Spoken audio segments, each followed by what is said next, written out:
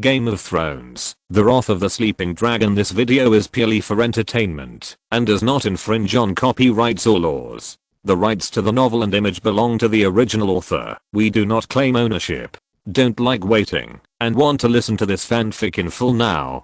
Subscribe to our Patreon, where you'll find the best fanfics. Chapter 1 Viserys. Tap tap.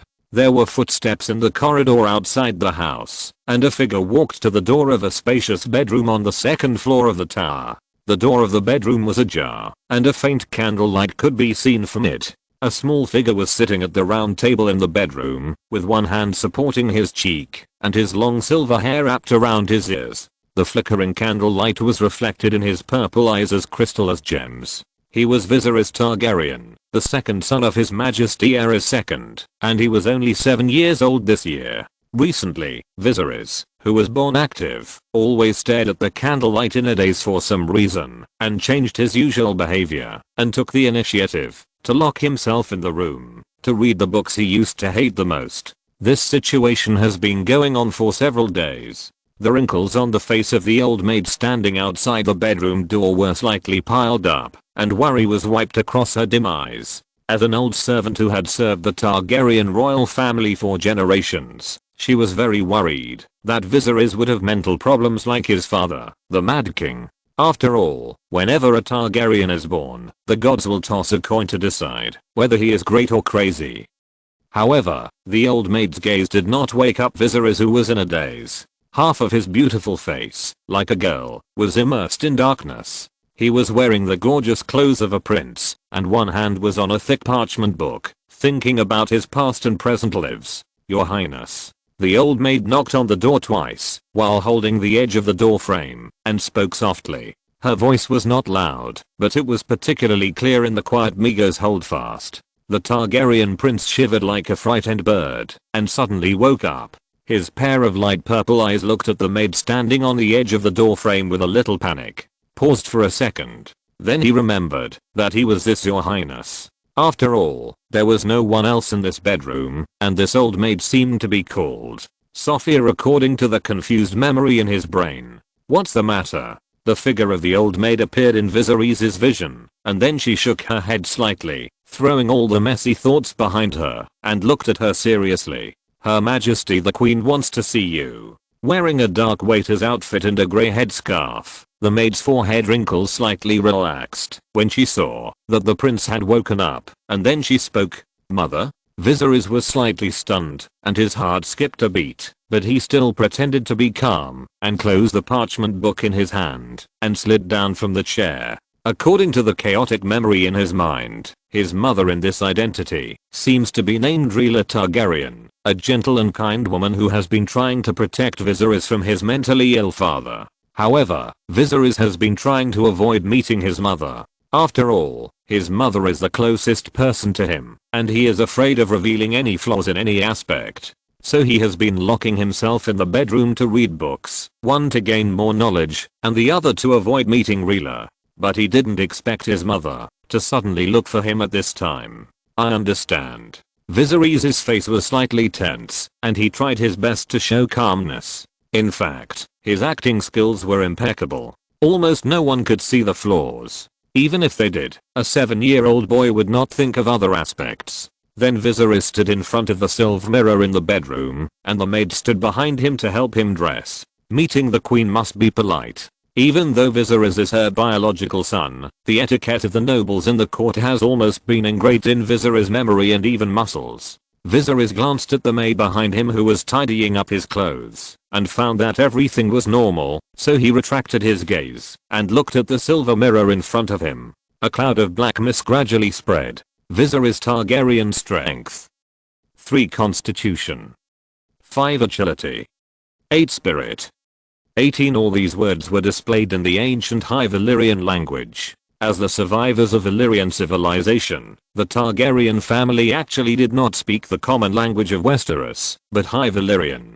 Every Targaryen was taught Valyrian and Dragon language when he was a child. These force-sensitive and physical spirits are explained in the common language of Westeros, and in Valyrian they are translated into the sun, soil, water droplets and moon. But in front of him, everything is normal. Viserys was not surprised at all, because he had discovered this black fog a few days ago. As long as he stared at any reflective object for 3 seconds, this thick black fog would appear. Of course, he tried more objects, mirrors, glass, gems and even daggers could appear, but the dim stone wooden table would not appear. And he had also tried many times that other people could not see this black fog, only he was a special existence, just like this world full of mysterious power, full of indescribable. Maybe this is also some kind of magic? Viserys was puzzled. He had read books in the past few days, but did not find the answer. And he gradually figured out the meaning of these cumbersome nouns, and annotated them in the common language.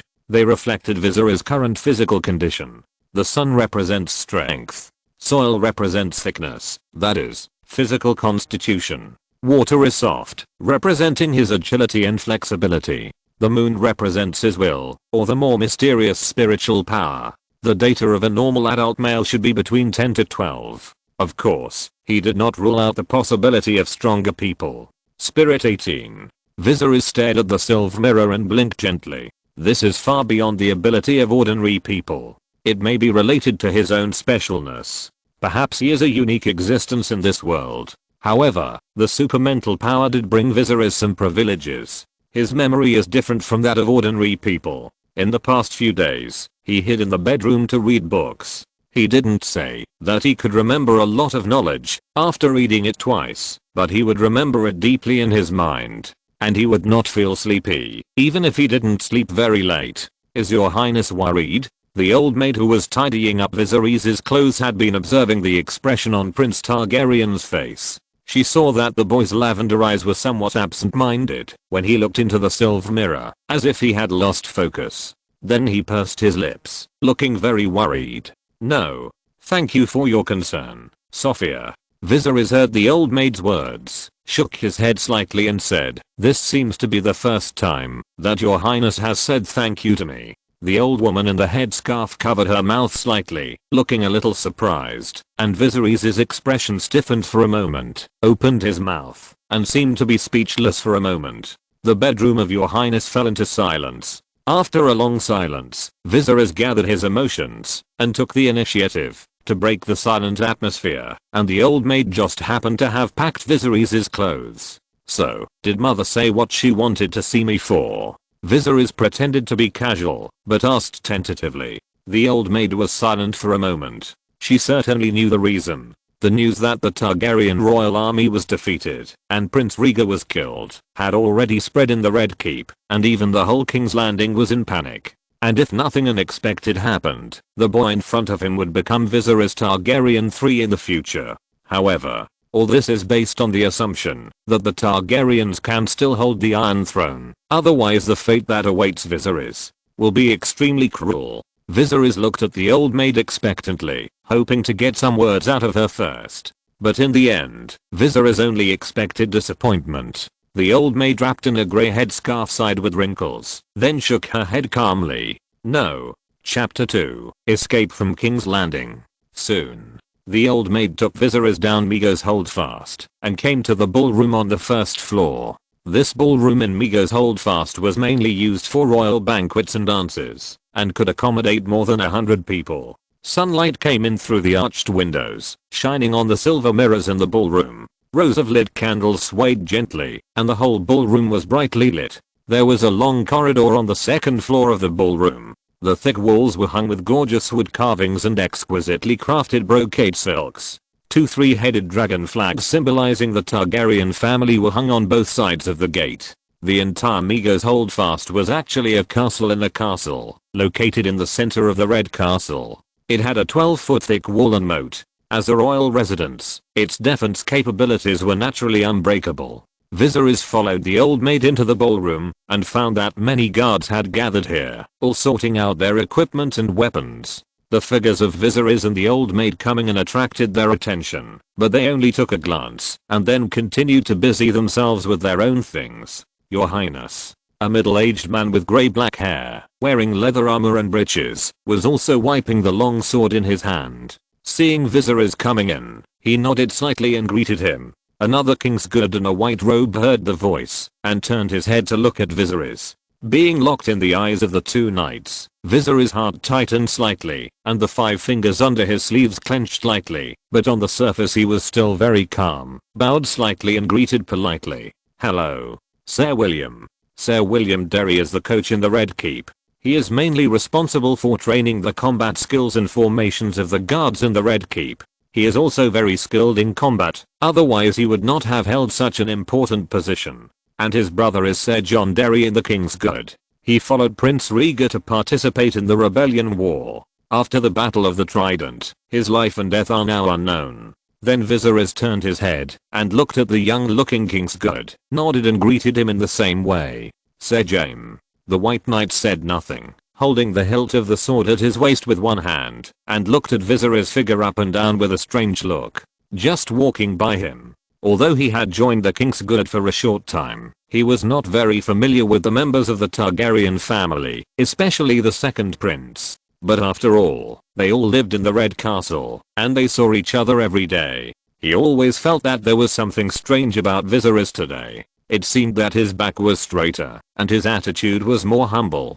Jaime grasped the hilt of the sword with 5 fingers, and then turned his eyes away. Viserys ignored the gazes of the people looking at him. Although his heartbeat was a little faster at this moment, he seemed to have found some state. The more difficult the situation, the more tenacious he would remain. This is a characteristic he has maintained in his previous life and this life. Viserys came to the seat in the hall. Sitting on the seat was a gorgeously dressed silver-haired woman. He did not look up and just bowed slightly. "Mother."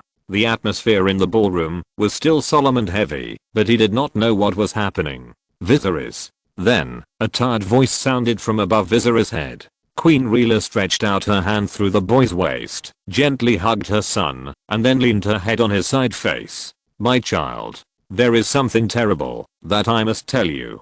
Viserys could clearly feel his mother's body trembling slightly. The strong woman in this voice had actually reached the peak of collapse. Under the velvet clothes were redness, swelling, bite marks and scratches. These were the marks left on her body by her mad husband in the bed when the bad news came last night, but Rhaegar Targaryen, a strong woman, still persisted. Although she was heartbroken by the news of her eldest son's death in battle and the country's precarious situation, coupled with the mental and physical trauma she suffered last night, she had to cheer up for Viserys and her unborn child. Fortunately, her husband still retained a trace of reason in his madness. Knowing that the situation might be irreversible, he urgently ordered a team of Red Castle guards to escort Queen Rhaegar and his second son Viserys to Dragonstone. Aerys II himself stayed in King's Landing to fight the enemy to the death. He would never hand over the capital to the rebels intact.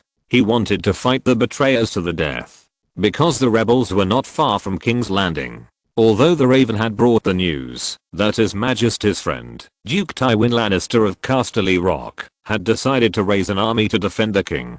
But after all, nothing was settled, so it was the right way to escort the queen and the prince away from King's Landing. Hula, fully armed soldiers protected on both sides, and the maid helped Queen Leela, who was already inconvenient to walk, to get on the carriage, and then pulled down the carriage tent and closed it tightly. Viserys followed behind his mother, preparing to get on the second carriage. At this time, a small episode seemed to suddenly occur in the team. A little brown-haired girl ran out from nowhere. The guarding soldiers didn't know the inside story, so they turned a blind eye to the girl. As the commander of the team, Sir William hesitated slightly, then sighed, and finally chose to remain silent.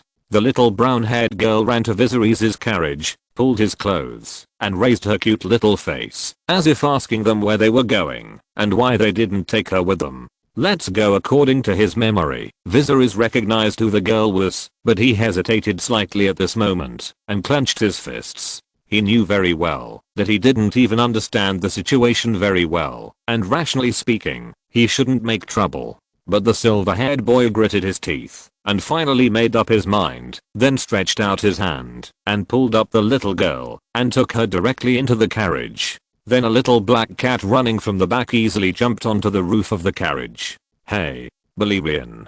The little girl in the carriage screamed excitedly, and then Viserys covered her mouth. The boy in the carriage looked outside the carriage nervously, then pulled the curtains again, and whispered in her ear, "Hey, be quiet first, Rhaenys." Finally, gurgle, as the wheels rolled on the stone road, the horse's hooves made a sound of lightly stepping on the ground. The knights held their weapons tightly in their hands, and a team escorted to carriages and hurriedly opened the gate. They left the red castle, and ran into the distance. Chapter 3 Dragon's Lair. Before Viserys pulled Rhaenys onto the carriage, he looked back slightly, and saw a woman holding a child in an open window above Meaga's tower. She had brown hair, black eyes, and a delicate body that swayed slightly in the wind. She was holding a swaddled baby in her arms. Viserys knew that she was the wife of his adopted brother, his sister-in-law Rhaelia Martell, the Princess of Dawn, and she was holding his nephew Aegon Targaryen. However, his brain was now groggy, and he forced himself to accept the situation of fleeing, just after coming into this world. He held the little girl in his arms, and told her not to be too active. He had no time to think about why his father kept Elia and her 2 children in King's Landing. They had the opportunity to escape with him. However, the rebels were about to arrive at the city, and staying in King's Landing meant danger. Viserys took a temporary risk, and decided to take Rhaenys away before the team set off. He didn't even know if his father would send troops to chase them back. Or maybe his small action to change history, flapping the wings of a butterfly. What will happen in the future? But now he has only done his meager part. At least it is reasonable in his conscience. If a gold cloak chases after him later, and wants to take Rhaenys away by force, perhaps he will not have the courage to stand up and stop him. Let's go. Elijah, who was standing on Meaga's upper floor, saw her daughter board Viserys' carriage by chance and finally leave the red castle. Her already frail body shook slightly, and then her eyes turned slightly red, and crystal tears ran down her cheeks. She had a premonition that this would be a farewell to her daughter forever. Because the sea is not peaceful now, storms have been rising in recent days. Originally, the team escorting the queen and the prince could take a boat directly to Dragonstone in King's Landing, but after careful consideration by Sir William, they finally chose to go by land to minimize the journey on the sea. The king's burning of the soldier who brought the bad news did not stop the news from leaking out. The Red Keep had long been riddled with holes. Now the news that the main force of the royal army was defeated and Rhaegar Targaryen was killed spread all over King's Landing. The rebels were approaching King's Landing with great momentum. For a time, this large city with more than 500,000 people fell into panic, and the people were in a state of panic. The dark cloud of war loomed over King's Landing. The escort team set out from the Red Keep and passed through Aegon's High Hill. Fully armed soldiers dispersed the chaotic crowd along the way. There was no sign of the Targaryen family on the carriage. The curtains were hanging down, and it was impossible to see which nobleman was sitting in the carriage. Get out of the way. The soldier urged the warhorse to disperse the pedestrians on the street, and the whip in his hand swung down mercilessly. Snap! The noisy and chaotic crowd suddenly became orderly under the whip, and they were driven to both sides of the road with ghosts and wolves howling, making way for the convoy. Queen Rhaenyra's carriage was the first, followed closely by Viserys and Rhaenys' carriages. The boy's fingers gently opened a little gap and saw the scenery outside. The carriage was surrounded by soldiers and shuttled through the narrow streets. From here, you can look up and see a hill overlooking King's Landing in the distance. The dragon cave used by the Targaryen family to raise dragons is on it. That's Rhaenys Hill. In order to comfort Rhaenys, who was excited about going out for an outing, Viserys, who was sitting in the carriage, had to find a topic to distract the little girl. And this landmark with the same name as her is undoubtedly the best topic between the two little guys. Sure enough, the brown-haired girl hugged her little black cat Balerion and looked over with expectation. However, to her disappointment, this hill was not built for her by her father who loved her deeply. Viserys racked his brains to recall the knowledge he had seen from history books during this period. Fortunately, he still had the ability to remember everything he saw. Then he told the little girl the story of the ancestor Aegon the Conqueror and his sister and little Queen Rhaenys, which happened more than 200 years ago. The Hill of Rhaenys was named after the queen's husband, Aegon Targaryen, in memory of his sister who died in battle, and a memorial temple was built. However, the temple was destroyed by riots in later years, and was replaced by a dragon cave. The little brown-haired girl held the kitten in her arms, and listened with relish. When she heard the news that the queen with the same name as her fell and died in battle, She couldn't help but shed tears. In the future, I will also find a husband who loves me like this. Viserys. Rhaenys' eyes were a little red, and she sobbed softly. She seemed to have been involved in it, and linked her fate with the little Queen Rhaenys. After all, the two people had the same name and surname, and it was easy to sympathize and associate. In addition, the little girl was innocent and romantic at this age, and she liked to listen to stories, and was prone to fantasies. At the same time, she also had some expectations for the future. However, she didn't know that her father had died in battle. The name Rhaenys seemed to carry some kind of curse. Her fate today was not much better than that of the little queen more than 200 years ago, and she could not feel pity and sympathy. Because the little girl was only 3 or 4 years old, she had not received a very strict court etiquette education, so she forgot that she should call Viserys uncle instead of calling him brother or calling him by his name because of the similar age. He can even bravely kill a dragon for me. The story of the Dragon Slayer has always been in biographical novels, and it is normal to have fantasies. And Rhaenys raised her little face and delicate chin stubbornly, and even had some tears in her eyes. She said such unrealistic fantasies seriously, but it still made people want to laugh. Viserys showed an awkward but polite smile on his cheek. Gilulu, the wheels of the carriage kept rolling and making sounds. They were not far from leaving King's Landing. The pursuer sent by his father had not arrived yet, and it seemed that his father had tacitly agreed to let him take Rhaenys away. After all, no matter what purpose his father had for detaining Princess Elia Malt and her son, he had more important people, and one more, or one less little girl was already insignificant, not to mention that this was also his granddaughter.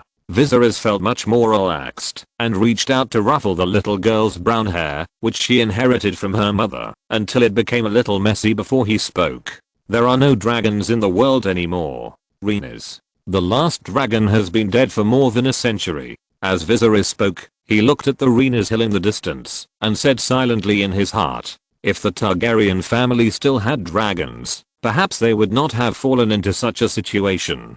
Chapter 4 Swordsmanship. Afterwards, two carriages without family emblems passed through King's Landing under the escort of soldiers. Instead of going through the more magnificent steel gate, they chose to make a detour and left King's Landing from the Dragon Gate in a low-key manner. A team of cars set foot on Rosby Road and headed straight for Duskendale. Sir William decided to take a boat from Duskendale to Dragonstone. At the same time, a large ship also set sail from the port of King's Landing as a confusing option. The middle-aged coach had his own considerations. He knew that King's Landing, and even the Red Keep had long been riddled with holes, and had been planted with spies from all walks of life. All the news was still being discussed among the ministers in the throne room in the morning, and it could be circulated in the dirtiest flea den in the afternoon. His Majesty Aerys' move to withdraw the guards from the Red Keep was not small. It would be a miracle if the news of the transfer of the Queen and the Prince could be concealed. So Sir William made a confusing option after careful consideration. Taking a boat from King's Landing to Dragonstone is undoubtedly the best way, even though the storms on the sea have been a bit intense recently. Taking a boat from Duskendale to Dragonstone by land is also a way. However, Westeros is now torn apart, and rebels are everywhere. After leaving King's Landing, there may not be a place in the outside world that is truly safe. He decided to take the land route, which was actually risky. 7 gods. The Red Castle coach's rough fingers touched the center of his eyebrows and gently kneaded them. They believed that the center of the eyebrows was the residence of the soul, so the gods would listen to the sincere prayers. I hope everything goes well. Time flies. One day later. After half a day of travel and a night's rest yesterday, the team passed through Rosby City and continued to walk on the road of the King's territory, heading straight to the port of Duskendale. There is the territory of the Lake family. The loyal Earl Renfrey guards the not very important port of Duskendale for His Majesty the King. Although the middle-aged coach believes that Earl Renfrey may not be reliable now that the general situation is gone, and there is a wave of defections, those who have not made a decision are already loyal to the king. The weather today is a bit gloomy. The curtain of the carriage was opened a little, and the light outside was a little dim. The drizzle of rain hit the roof of the carriage, and the road became muddy. The carriage was a little difficult to move, swaying from side to side. Viserys sat in the carriage and looked at the scene outside the window. The trees on both sides of the road were shrouded in the hazy rain curtain, and the cool breeze blew on his face, making his heart depressed. I always have a bad premonition. Sir William. The silver-haired boy sat in the seat. His eyes shifted from the scenery outside to the man opposite, and Renus was sitting beside him obediently with the cat in her arms. At this moment, the smart little girl also understood that this was not a trip, otherwise her grandmother would not risk traveling far in such weather. And in the carriage, Sir William Derry, who was sitting opposite Viserys, looked at the scene outside the window, and was silent for a moment. At this moment, he had put on his armor, and wore a long sword and a short spear on his waist. There was a bad news, but he didn't know whether he should tell this prince. The big ship that set out with them from King's Landing was attacked by a group of unknown pirates before it left Blackwater Bay. Now it seems that something unexpected has happened. This morning, when the soldiers from King's Landing rushed to bring this news, he felt a little cold all over. Although he had long known that the Red Keep was riddled with holes and leaks everywhere, and this trip would definitely be seen through by the rebels, he did not expect the rebels to move so quickly. And as far as he knew, the coalition forces formed by the North, the Vale, the Riverlands, and the Stormlands did not have an advantage in terms of ships, and there were almost no sampans that could be launched. Otherwise the Storm's End, which was blocked by the fleet of the Arbor, would not have been unblocked until now. Fortunately, for the sake of caution, he did not choose the waterway that everyone thought was safe, but chose to hide the queen and the prince in the carriage, airtight, and left King's Landing in a low-key manner. Now the enemy must have known that Queen Rhaella and Viserys did not take the waterway by boat. Don't worry, your highness. The soldiers are ready for battle. Sir William sat in the carriage, holding the hilt of his sword with one hand, and said in a deep voice, "However, we still need to go faster." Viserys didn't know the bad news at sea, nor did he know what Sir William was thinking, but he nodded. Compared with the soldiers outside, he was already very satisfied to be able to sit in a carriage covered with soft fur. I understand. Soon. It was dusk again. After a long journey all day, coupled with the bad weather today, the drizzle fell all day, and the muddy road made everyone exhausted. And at this time, the house leaked, and it rained all night. I don't know if the carriage that Queen Rhaella was riding was due to hitting a stone, but the axle suddenly broke. The horse wailed in pain and was almost pulled down. Fortunately, Sir William and several soldiers pulled it in time, untied the bridle for it, and let it rest for a while. Queen Rhaella and her two maids got out of the carriage in a somewhat embarrassed manner, but fortunately, the drizzle that had been falling all day had stopped for a while. However, due to a sudden change, the team had to stop moving forward temporarily, but it was just right to give everyone some time to rest. Sir William had repeatedly ordered to hurry up, and the rest time was compressed by half. The physical strength of the soldiers and horses was a little bit overwhelmed. With the order to temporarily repair coming down, everyone breathed a sigh of relief, and Viserys also jumped off the carriage and took the initiative to give the intact carriage to his mother who had fallen and was a little embarrassed, and he also got off to stretch his muscles. Although riding in a carriage is more comfortable than others, it is still a little bit overwhelmed after a day, and the roads in this era are not so smooth, and the carriages do not have excellent shock absorption. Then I saw the middle-aged coach who stopped in front of the abandoned carriage with one hand on the hilt of the sword. The silver-haired boy hesitated slightly, and then walked up quickly. "Sir William," Viserys said politely, "can I ask you about swordsmanship?" William Derry, who was keeping his head down and silent, did not expect his Royal Highness to suddenly say such a thing. He was slightly stunned for a moment. Why would his Royal Highness have such an idea? This made the middle-aged coach think of the past more than 10 years ago. The boy who was obsessed with reading and harp suddenly found him one day and told him, "Give me a long sword and armor. It seems that I must become a warrior." And he later became one of the most skilled knights in Westeros. He is Viserys' brother, Rhaegar Targaryen. I'm 7 years old, and I'm old enough to receive knight training. However, the silver-haired boy raised his head and did not directly answer the coach's question. "And I will always use it in the future, isn't it?" Chapter 5 Attack. Since it was the prince's request, the man with messy hair nodded and agreed without much hesitation. As Viserys said, it will always be useful in the future. The current situation is not very good. He once taught Riga, and now he teaches Viserys. The two brothers of the Targaryen family should call themselves teachers, which is also a matter of pride. However, now is just a rest time during the journey, and there are not many things he can teach. But whether it is for knights riding on war horses or warriors fighting on the ground, the most basic things will not change. The middle-aged coach hesitated for a moment, and then drew his sword from his waist with his backhand. Clang, the bright sword body is a little dazzling, and the sound of the long sword being unsheathed is crisp, attracting many soldiers who are resting, including Queen Rhaella, who is sitting in the carriage to sort out her clothes. Rhaenys also leaned against the window of the carriage and looked at the silver-haired boy under the tree not far away. Viserys. Sir William is very tired, don't disturb him. Queen Rhaella, who was sitting in the carriage, frowned slightly and then spoke softly with a little concern. In her pair of lavender eyes, she saw Viserys staggering and holding the heavy sword. She was more worried about whether Viserys would get hurt. In fact, the weight of a sword is not very heavy, but it still takes a lot of physical strength to wield it easily. For a boy who is only 7 years old and has just passed the H4 knight training, it still seems a bit difficult. And this is the basis of knight training. It's okay, Your Majesty. The middle-aged man with messy hair heard Queen Rhaella's words, turned his head and looked over, then bowed slightly and said, "It's just a small toy. Every boy will eventually lift it."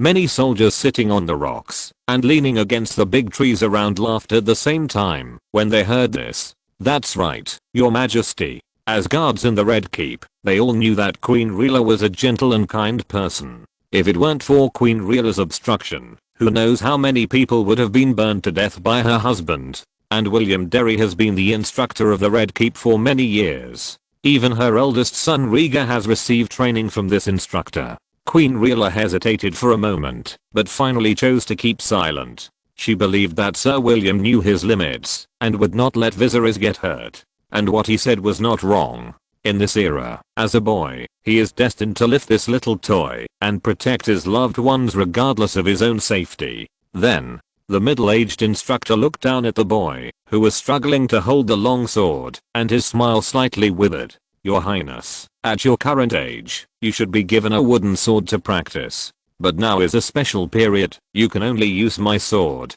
As the instructor of the Red Keep, William Derry's skills are very superb, and he has taught many powerful warriors or knights, which is why Viserys took the initiative to ask him for advice. No one is more suitable to teach him self-defense than William Derry. Viserys nodded at Sir William's words, and at the same time he was trying to control the sword and not let it fall to the ground. The middle-aged coach saw all of Viserys' performance and nodded with some satisfaction in his heart. 7 gods. Viserys is not much inferior to his brother, at least in terms of attitude. Then he continued to speak, and at the same time he drew a long sword from the waist of another soldier sitting next to him. Whether it is a spear, a gun or a sword, these weapons have a best, simplest but most useful move. The middle-aged coach looked at Viserys calmly, and then stabbed the long sword in his hand straight out. Because of the force, the sword was stabbed out with a sound of breaking through the air. Learn to stab the enemy with the pointed end.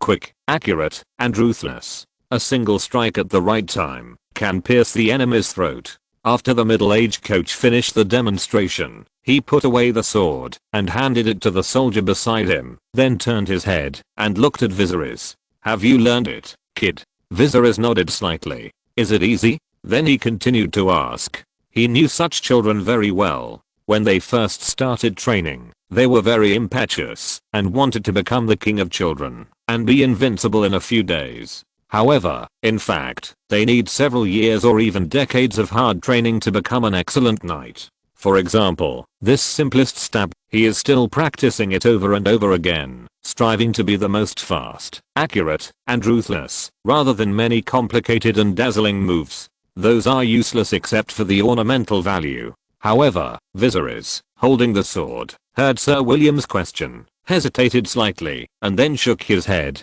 He was not a child. This kind of question was a trap at first glance. Of course, he would not foolishly jump into the trap and be taught a lesson for no reason, so Viserys spoke. "Not easy." "Then you're wrong." Sir William opened his mouth and then held back his words halfway. He didn't expect Viserys to not play by the plot, which made him choke. Am I wrong? Viserys tilted his head, slightly puzzled. No, you're right. Sir William patted his chest, took back his breath, and then spoke unhappily. Not far away, Rhaenys leaned against the window of the carriage and saw this scene. Her beautiful eyes curved into crescents, and she couldn't help but giggle. She felt that Viserys must have done it on purpose. Then she saw the middle-aged man with messy hair patted Viserys on the shoulder and told him to practice a few times according to the straight piercing method and to exercise his wrist strength. Now Viserys still had a little difficulty in lifting the sword, and it was crooked. Then Sir William pulled up his trousers and walked towards the woods not far away, wanting to relieve himself. Because there were women here, he needed to walk further. At this time, the middle-aged coach seemed to see a large number of birds in the direction of the road, suddenly startled and flew up. Huh. The man paused slightly and stood in place, with a bad premonition suddenly rising in his heart. At the same time, he also felt the slight tremor of the ground, and the sound of horses galloping at high speed gradually sounded. Rumble, from far to near, gradually amplified, like thunder rolling. And more soldiers sitting on the ground to rest also reacted and picked up their weapons. Enemy attack. The soldier in charge of sentry also shouted loudly on the hill not far away. Chapter 6 Fighting. The gloomy sky weighed on people's hearts like an indescribable haze. The drizzle stopped slightly. The enemy's attack was like a sudden rain and a strong wind. The horses' hooves stepped on the ground, and the long swords and spears raised high rushed straight to the carriage, protected by the guards in the center. All the enemies covered their faces with black cloth and took off the family emblems on their armor. It seemed that they were deliberately concealing their identities. The leading knight held a spear under his arm, with the sharp tip of the spear slightly lowered, flashing a cold light and aiming at the red castle guards in front. The black cloth wrapped his cheeks, revealing only a pair of eyes, and a dull roar sounded word by word.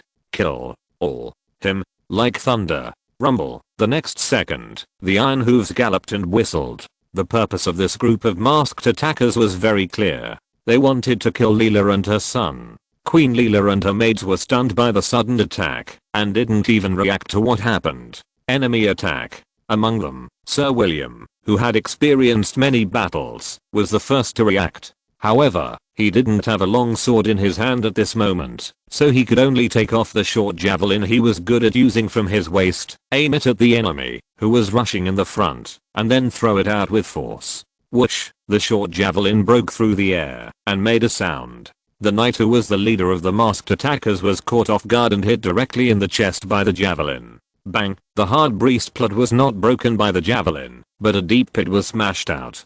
Because the masked knight's legs did not clamp the warhorse tightly, the powerful impact of the javelin destroyed the balance of the man in the horse's combined charge, and the masked knight was directly thrown to the ground by this huge force. Plop! Smoke and dust rose up, and the masked knight was thrown to the ground because his feet were entangled in the stirrups and the warhorse dragged him for several meters before he struggled to break free. The cavalrymen following behind him were also experienced. They discovered this sudden situation in time and bypassed the sir who fell off his horse and continued to charge forward. Otherwise, this unfortunate knight would be trampled into meat paste by the ruthless iron hoof. And this surprise battle on the avenue was officially kicked off with this spear. Kill. In an instant, the sound of fighting resounded in the avenue and the surrounding woods, like thunder. The guards of the Red Castle were just resting and were caught off guard by the attack. They fell into a disadvantageous position in an instant. Several soldiers were knocked away by their horses or had their throats cut before they could stand up.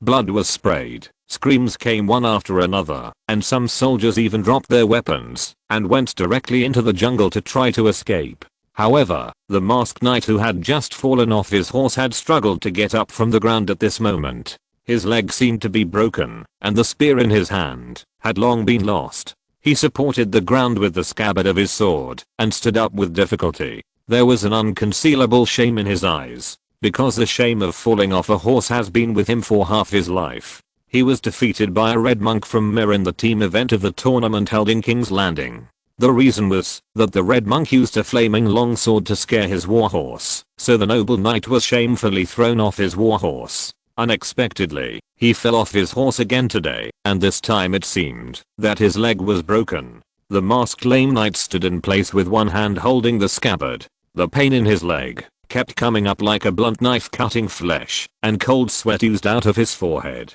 However, he just gritted his teeth and endured the pain. His face remained calm, and his eyes were as sharp as a hawk, still meticulously scanning the entire battlefield. He saw several Red Castle guards who were responsible for escorting the queen and the prince trying to escape. Then he waved his hand, pointed his finger at that side, and gave a decisive order. Kill them all. Don't let any of them go. Before the War of the Usurper began, the family had not made their position clear, wandering between the rebels and the Iron Throne. However, since the Battle of the Trident, the heir to the royal family died in the battle, and the situation gradually became clear. The Targaryen situation was over, and the family lost confidence in the Iron Throne. At the same time, it also found the best time to intervene in the war and directly reap the fruits of victory in the war. Now the heads of Queen Rhaenyra and Prince Viserys are the best tokens of joining the rebel camp. However, for many more important reasons, they cannot directly reveal their identities now. Therefore, with the order of the Lame Knight, several masked bandits were well trained and decisively escaped from the battlefield. Rumble. The galloping horses rolled up the mud, and the masked attackers rode on war horses holding bloody long swords. Hula. Without hesitation, they urged the horses to separate the weeds and leaves, and dived into the woods. Strive to kill all enemies, leave no one alive, and keep all news from being leaked. Very good. The Lame Knight nodded with satisfaction after seeing this scene. Then the pain in his leg came, and the muscles on his face twitched violently, and he clenched the hilt of the sword to support his body. Although the king's army was corrupt, the guards of the Red Castle were still elite. They were caught off guard, and fell into a disadvantage when they encountered a surprise attack. They suffered heavy losses in an instant, but when they reacted, they still broke out in a tenacious resistance. In an instant, under the leadership of the Red Castle coach, several masked cavalrymen were directly picked off their horses. Their heads were cut off with a sword, and blood gushed out, like it was free. Protect Her Majesty the Queen. The middle-aged man with slightly curly hair was covered in blood. He grabbed a war horse and climbed up. He crawled on the horse's back, holding the sword in one hand, while the war horse galloped and dodged the enemy's attack in the gap between the two war horses. Then he cut his throat directly with superb swordsmanship. The horse was frightened and dragged the corpse on its back towards the woods. Viserys, who was holding Sir William's sword, had a blank mind at this moment. He reacted to what happened, but his legs seemed to be filled with lead and stiffened in place, watching the scenes in front of him. The shrill screams, the splattering blood, the head rolling on the ground, all the strong impact of the scene made his breathing slightly stagnant. Then he saw a frightened horse dragging an enemy's corpse and rushing towards him. Viserys' brain suddenly came to his senses at this time, because he knew that if he was hit by the horse, he would probably die. He tried his best to overcome the fear in his heart, and his lead-filled legs seemed to suddenly have a little strength. Then when the frightened horse was about to hit him, he fell to the side. Chapter 7 Courage. Plop. Viserys rolled on the blood-stained road in a somewhat embarrassed manner, and his blue velvet shirt became stained. The frightened warhorse whistled past his ears, and the heavy hooves of the horses pounded the ground, causing the stones to jump slightly. The prince felt that his ears were about to be deafened, and he knelt on the ground and curled up. He supported himself on the ground with his hands, and gasped for air. His cheeks were hot and red. He wanted to say something about surviving the disaster, but his accelerated heartbeat made his blood surge. However, the tense situation now changed rapidly, and he had no time to sigh. The sword of Sir William fell on the ground not far away, stained with a little mud, but still flashing a cold light. In the melee, the sound of fighting filled the eardrums, blood splattered, and both sides had killed with bloodshot eyes. Viserys was lying on the ground, breathing heavily with his hands supporting the ground. He looked up at the long sword that was a little heavy for him. Then he didn't know where the courage and strength came from. Damn it. The silver-haired boy gritted his teeth and tried to make himself ruthless. Then he climbed up from the ground with difficulty, ignoring his heart that was beating faster and faster, and almost jumped out and rushed over in one breath and hugged it tightly. Cold touch. The coldness on the blade was almost condensed into substance. Maybe in his previous life, Viserys didn't dare to hold such a narrow and sharp weapon, for fear of breaking the law or hurting himself, but at this moment, he only felt that this sword was extremely kind. Because in such a chaotic situation, everyone was busy with their own affairs, and no one could protect him except himself. The silver-haired boy gritted his teeth slightly, nervously holding the long sword, and swore secretly. No matter who wanted to kill him, he would not surrender like a rabbit. Even if he died, he would bite off a piece of his flesh. I will. However, when Viserys was cheering himself up, a bandit who had fallen off his horse because his horse's leg was cut off in the battle just now stood up with one hand supporting his sword and the other hand covering his head. His leather armor was cut with a hideous scar. He was almost disemboweled just now, but God blessed him, and he did not die. When the bandit stood up, a touch of red and a golden lion logo appeared under the broken leather armor. It flashed by. For various reasons, the red castle guard who had just cut off his horse's leg was killed by others in an instant. The battle was extremely fierce, and he was not killed. When he recovered and pushed his companion's body away and climbed up from below, he shook his head and saw the boy holding a sword standing in the empty space in the middle of the battlefield. The iconic silver gold long hair, lavender eyes like gems, and a beautiful face like a girl. The boy holding the sword also found him, and a pair of eyes that were full of determination just now clearly showed panic, just like a frightened rabbit. He didn't expect that he was just swearing in secret, but in the blink of an eye, he was targeted by the enemy. When the masked robber saw this unprotected big fish, he slowly showed a grim smile on his face, and the black cloth wrapped on his face was blown away by the wind. However, he didn't care at all. Holding a long sword, he walked towards Viserys step by step. A Targaryen prince who was unprotected was like a fish on a chopping board. No matter how noble the boy's birth was, and how pure his bloodline was, he was not even enough to see the boy's toes when he knelt on the ground. However, at this time, the noble birth and bloodline were not enough for the prince to avoid the sharp sword of his mud legs. At this moment, Viserys didn't know whether he was scared or for some other reason, but he stood there motionless. He just breathed a little faster, and his hands clenched Sir William's sword in his hands, with the tip of the sword pointing directly at the other party. His mind was blank, and it was filled with the words that the middle-aged coach had just given him. Learn to stab the enemy with a sharp end. Behind Viserys, a cloud of black mist gradually spread and rolled into an indescribable state. A pair of scarlet eyes opened in the black mist and were staring at his back. Viserys' eyes gradually became scarlet, his breathing became heavier, and he held the long sword tightly in his hand. At this moment, in a flash of lightning, rumble, the warhorse galloped. The horse's hooves rolled up blood and mud. William Derry was covered in blood, not knowing whether it was his own or the enemy's. He held the long sword in his hand, and blood kept dripping down the blade. Then he raised it high, and the warhorse galloped past the robber, and then the long sword drew a trajectory under the blood-red setting sun, and chopped it down heavily. Puff, the next second, a big head flew up directly, and then blood gushed out like a fountain. Hugh, the middle-aged man's slightly curly long hair was stained with blood, which made him look a little ferocious. He was already bloodshot, and his legs were tightly clamped around the warhorse under his crotch. Then he handed the long sword to his left hand. The horse's hooves stepped on the bloody mud.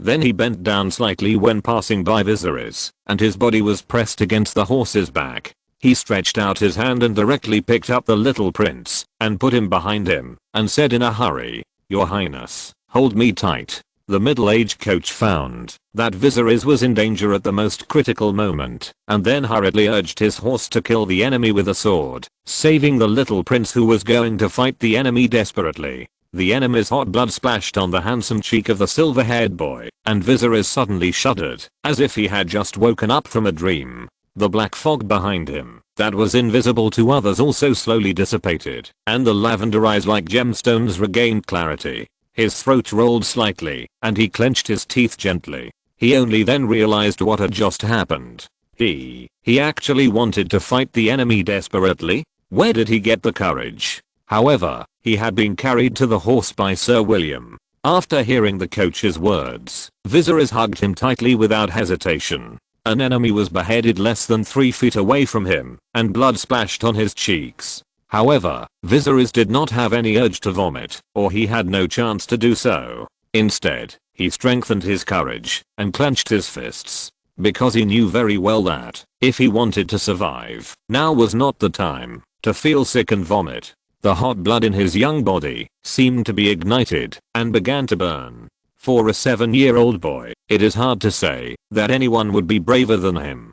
Kill. Then the battle was like thunder erupting from the knight's tongue, and it once again resounded on this bloody road. If you're listening to this novel on a channel other than Fanfic World, it means they downloaded and uploaded it without effort. We cordially invite you to visit our channel, Mundo Fanfic Novelos. There you'll find the original version of this story and you can explore many other novels of various genres. We're waiting for you to immerse yourself in a world of incredible novels. Chapter 8 Kevin Lannister. The setting sun was like blood. A fight had ended, and the air was filled with a nauseating smell. The flat road was full of blood and mud.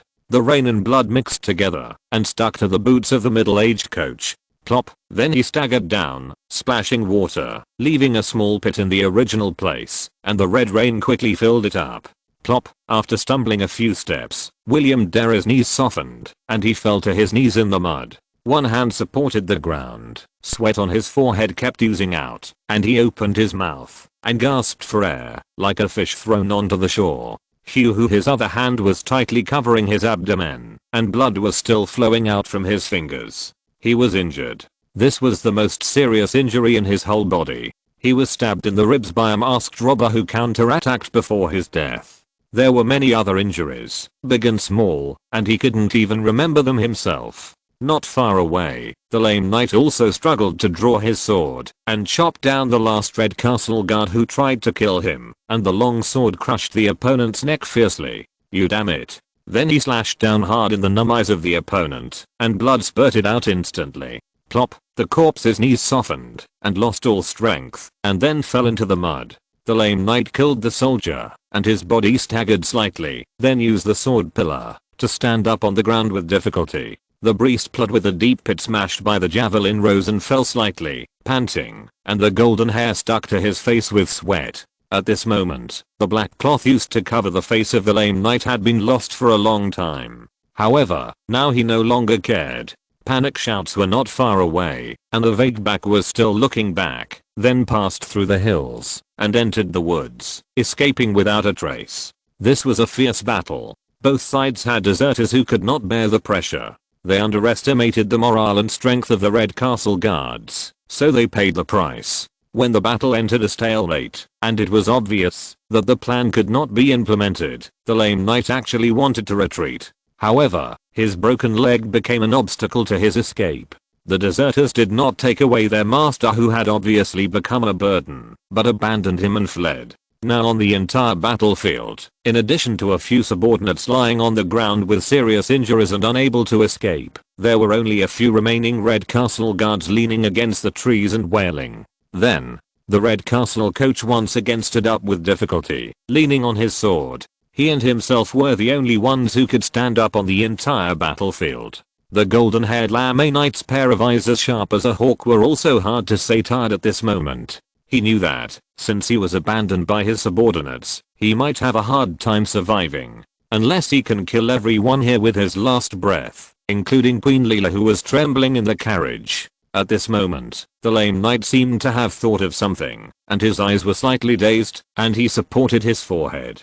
He saw clearly that there was a boy with silver gold hair standing next to William Derry. His body was also covered with mud and blood, and he was holding a sword in his arms. It was he who helped Sir William up.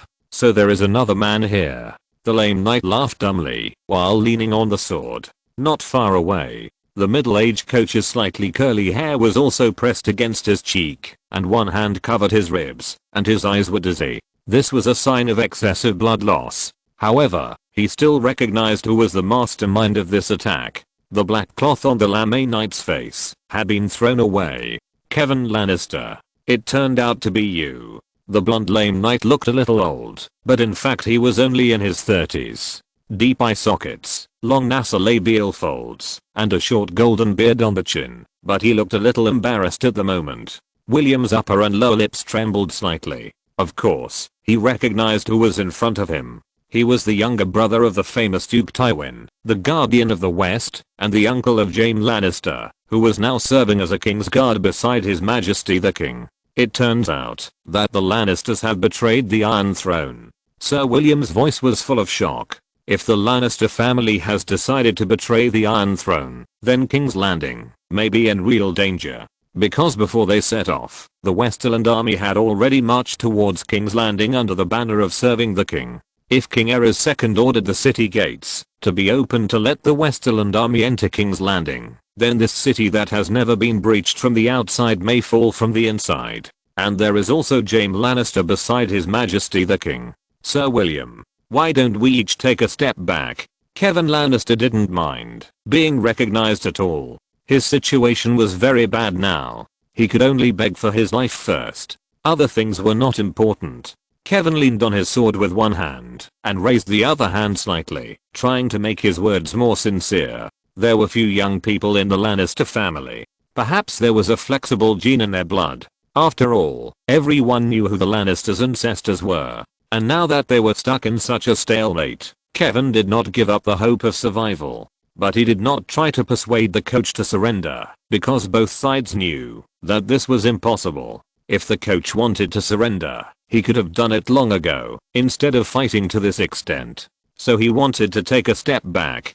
Don't look at the other side. There are Queen Leela, several maids and a little boy. But Kevin has received strict training since he was a child and is proficient in fighting. Several women and a boy do not pose any threat to him. He can kill these women and children one by one, even if he has a lame leg.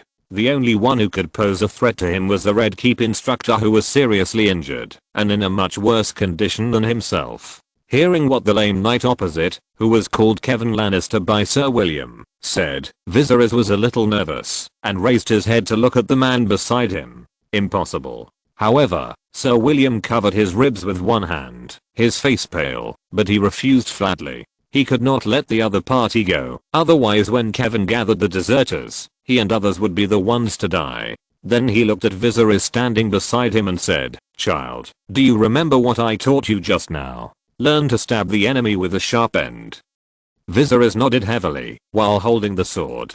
Follow me. Then the middle-aged instructor supported the sword with one hand, staggered and walked towards Kevin step by step. Kevin knew that the other party's attitude was firm, and he was lame in one leg, so he could not run faster than the other party, so he drew his long sword and fought resolutely. The two once noble lords were now like two wounded hungry wolves, staggering and fighting in the rain and blood. Chapter 9, Duskendale. Ding, under the red sunset, the two swords collided violently, and sparks flew out. The long sword, which had already been cut and bent, had another old scar on it. Sir William stumbled and almost fell to the ground. Kevin seized this opportunity, dragged a broken leg and rushed forward, punching the coach hard in the face with his other hand. Bang! The man with slightly curly hair was a little dizzy and dazed by the punch, with blood in his mouth and his teeth slightly loose, and fell to the ground with his back facing the sky. Die. Kevin wanted to seize this opportunity to finish him off, but he was not careful and was tripped by William's foot and fell to the ground, and the long sword in his hand fell out. The two men were covered in blood and mud, and the battlefield around them fell into silence at this moment. There was only the fist-to-flesh fight between the two people, and the faint groaning from the mouth of the dying man. The bloody sunset enveloped the entire avenue. The breeze blew past, taking away the strong smell of blood in the air and drifting away. In the sky, carrion birds circled in the air, making shrill cries. No one knew that such a tragic battle had taken place here, and Viserys, holding a long sword on the side, finally seized the opportunity. Without hurting Sir William, he penetrated the gap in the armor from behind Kevin Lannister and stabbed him fiercely. Go to hell. Puff. The boy with silver gold hair rushed over with a sword and directly gave Kevin a chill. The tip of the sword pierced the knight's chest without any hindrance and went out from his chest. The bright tip of the sword was stained red and blood dripped down the tip of the sword. This experienced knight from the Lannister family had participated in the Battle of the Nine Copper Plate King and had made many military achievements, but he did not expect that he would eventually die in the hands of a child. Then, the body lost all strength and fell to the ground with soft knees. Puff. Viserys also drew out his sword, panting. What he didn't notice was that after he killed Kevin, a black smoke that others couldn't see also followed his sword from Kevin's body into his palm, and a warm current spread throughout his body. Then the boy who drew out the sword gasped and chopped Kevin's neck with the sword. He was afraid that he didn't kill the other party, so he wanted to chop off Kevin's head directly, but because of insufficient strength, the sword was stuck in the neck of the corpse. The blood spilled and dyed the whole land red, and Kevin Lannister had already died. Puff. Viserys finally put down his sword at this time, sat on the ground with his buttocks, and his chest rose and fell violently. From witnessing the battlefield up close to killing a person with a sword himself, he made rapid progress in order to survive, forcing himself to run. Sir William, who was lying on the ground with his arms and legs spread out, had a bruised face and was limp. He didn't even have the strength to sit up. Child, why did you do this? He looked at Viserys' last crazy and cruel move. This 7-year-old child not only had the courage to kill the enemy, but also wanted to chop off the enemy's head. This strong contrast shocked him slightly, and once again refreshed his impression of the second Prince of Targaryen. Every time a Targaryen is born, the gods will toss a coin to decide whether he is great or crazy. The coach couldn't tell for a moment whether this was a heroic posture or cruelty and madness. I don't know. Viserys sat on the ground panting, looked at Kevin's body, and saw the emblem exposed under the breastplate. Then he helped the middle-aged coach up. Maybe I'm just afraid of not killing him. He didn't say anything about revenge. Everyone would know what Lannister did later, and he was just collecting a little interest now. The women hiding in the carriage also got off the carriage at this time. No one blamed them for not getting off to help just now, because with their skills, they might not be able to play any role, but would even make things worse. At this time, the sound of galloping horses came again in the distance. Viserys and Sir William's faces all changed, but this time the direction of the sound of horses' hooves was exactly where they were going. The next second, a group of cavalrymen holding flags appeared in their sight. The next day, near dawn, a white oblique cross on a blue background and 2 crossed Warhammer flags fluttered.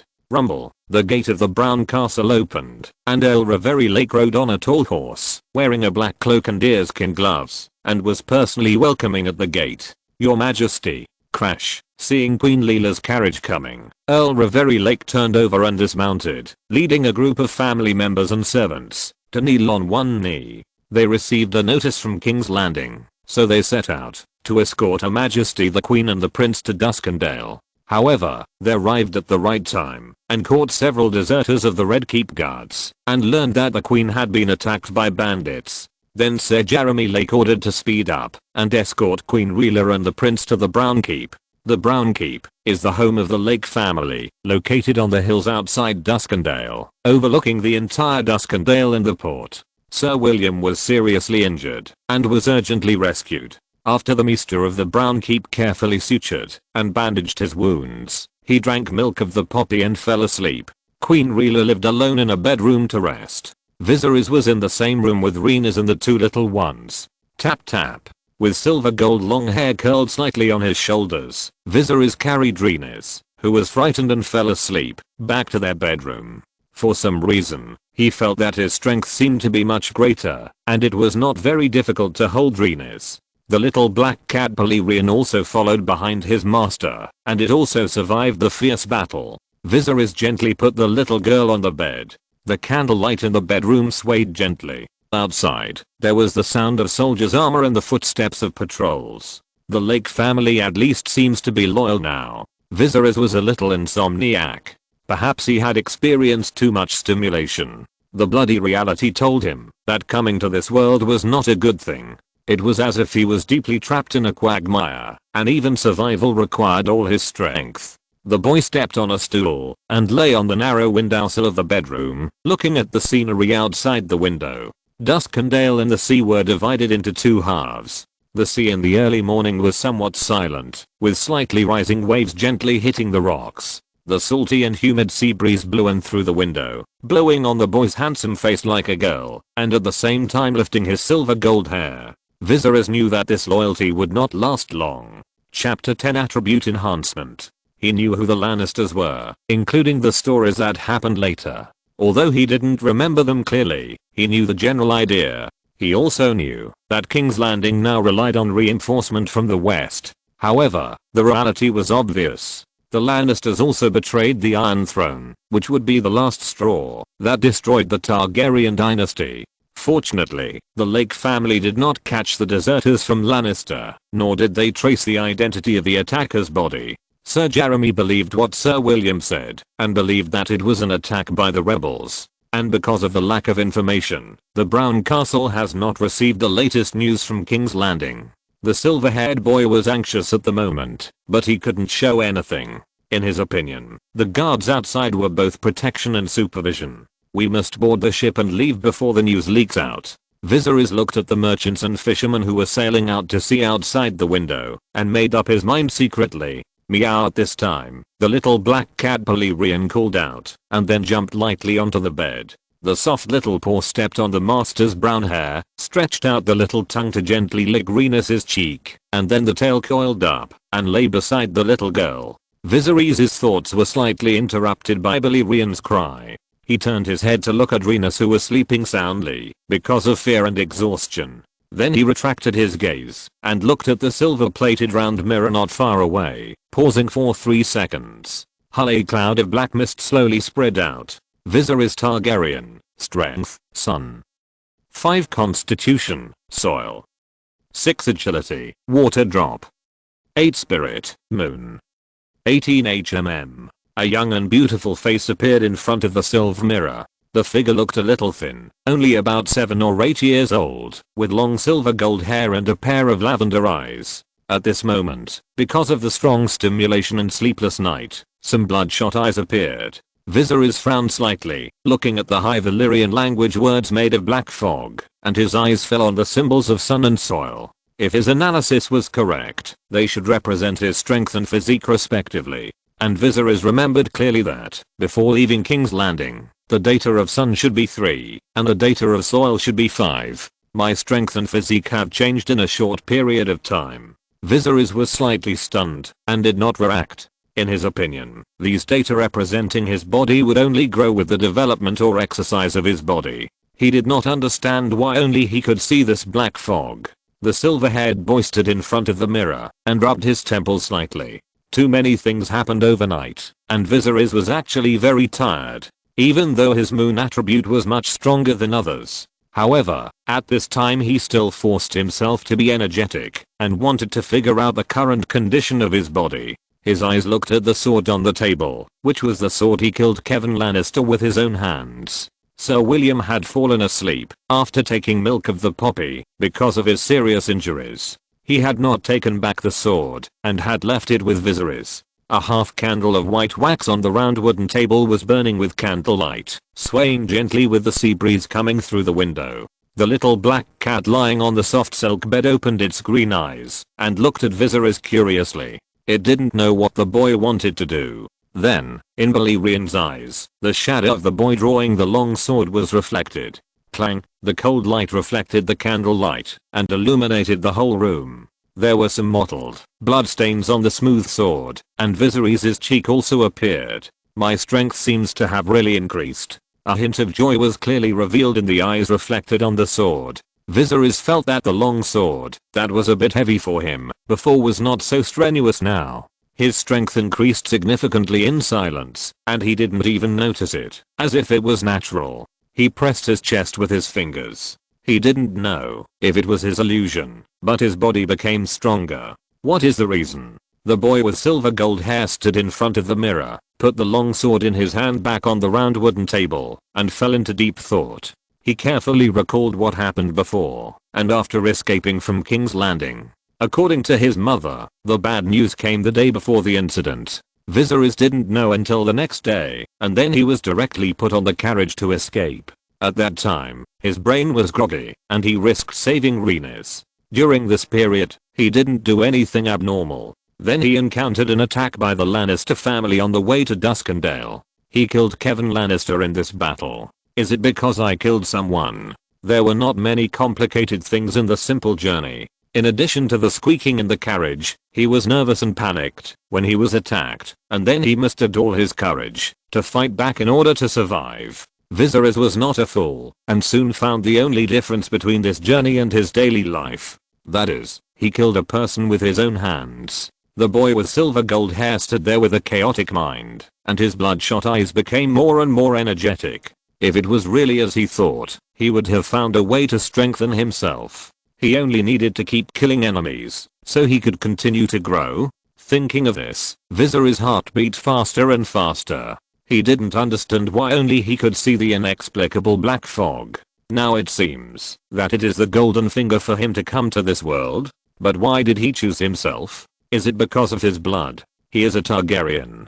Viserys' thoughts are diverging, and his brain is gradually becoming active. The first thing he thinks of is this, which is the biggest feature that distinguishes him from others: the true dragon blood of Targaryen. However, he then thought of the words in the black fog, were all High Valyrian. Viserys hesitated slightly. Is it because I'm a Targaryen, or because I'm a Valyrian? There are still many descendants of the Valyrians left in this world, but Viserys seems to be the lucky one.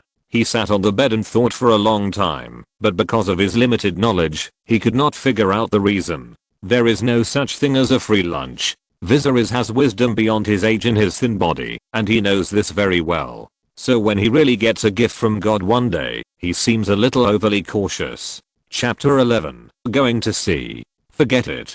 So the silver-haired boy scratched his hair slightly and simply stopped thinking about it. He did not forget that, even if he escaped to Duskendale, he still had not completely escaped danger. Only when he left Westeros and came to the sea, he might be relieved. Now he has not slept for a day and a night.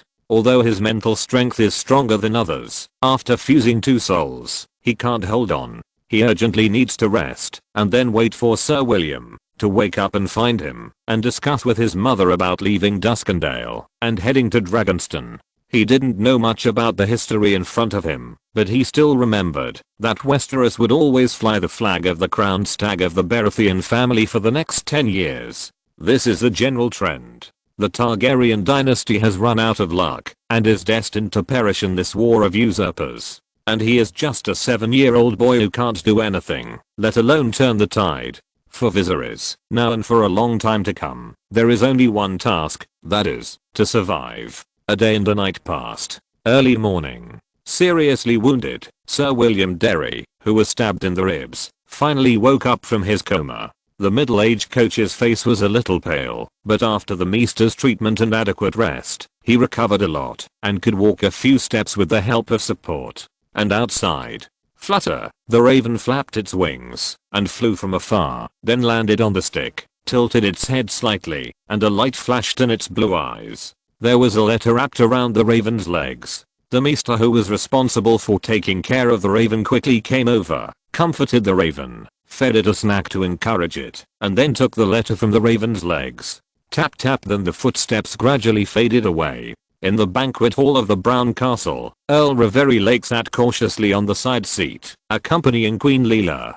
He took advantage of the opportunity to take over Duskendale and Brown Castle, because the Darklings were executed by the king during the Duskendale incident. He was lucky and strong. In this usurper war, Lord Lake decided to stand on the side of the royal family after careful consideration. He believed that the Targaryen family would be able to suppress the rebellion, and this was his chance to lead his family to another leap forward. Your Majesty. Lord Lake, who had gained weight a little, sat on a chair with a big belly, and the chair creaked. At this moment, he held a letter of intelligence from King's Landing in his hand, and handed it to the silver-haired woman. Duskendale was not far from King's Landing. Because of the defeat in the Battle of the Trident, the geographical location of Duskendale was now somewhat dangerous. However, the rebels had no time to clean up these nobles, who were still loyal to the royal family, and the rebels pointed their spearheads directly at King's Landing. On the other side, Storm's End of the Baratheon family is now under siege by Maester Tyrell, Duke of Highgarden, and has been under siege for a year. Robert's two younger brothers, Stannis and Renly, are also in the city, and their lives are unknown. If it weren't for the main goal of attacking King's Landing, Robert would even want to go south to rescue the siege of Storm's End. Although Renfrey still took the risk of choosing to be loyal to the royal family when the situation was getting worse, it didn't mean that he would choose to be loyal to the end. He also constantly sent people to collect intelligence from King's Landing and respond flexibly, and now handed to Queen Layla as the collected information. On the surface, it seems that everything has not reached the most difficult moment. The Westerly army led by Tywin Lannister, Duke of Casterly Rock, seems to have arrived in King's Landing. But for some reason, His Majesty Aerys II did not choose to open the gate of King's Landing to let the Westerly army enter the city at the first time, but lock them all out. Isn't your Majesty too cautious? Earl Lake, who was sitting next to her, looked at Queen Leela's face and cautiously tried. Do you want to write a letter to persuade your Majesty? However, after listening to Earl Lake's words, Queen Leela's face did not change, and she did not show anything, but her nails holding the intelligence turned slightly white. Finally, she took a deep breath and shook her head. No need. I believe in the king's judgment.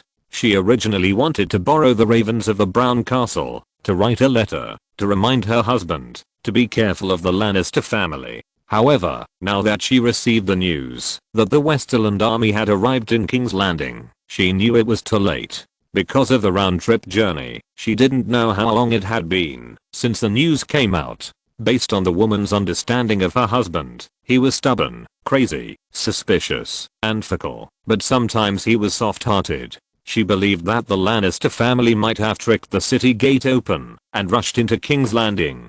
The Targaryen dynasty was doomed, but even if King's Landing fell, it was not the most desperate moment. Queen Rhaella knew that she had to be strong for her 2 children and her granddaughter. Long before she left King's Landing, she was diagnosed with pregnancy again. It was just unknown whether the child was a boy or a girl. This discovery made Queen Rhaella very happy, because she had been pregnant many times before, but only Rhaegar and Viserys survived successfully, and the rest of the children either died or were stillborn. She hoped that she could have another child. It's been a long time since I was a guest at the Brown Castle.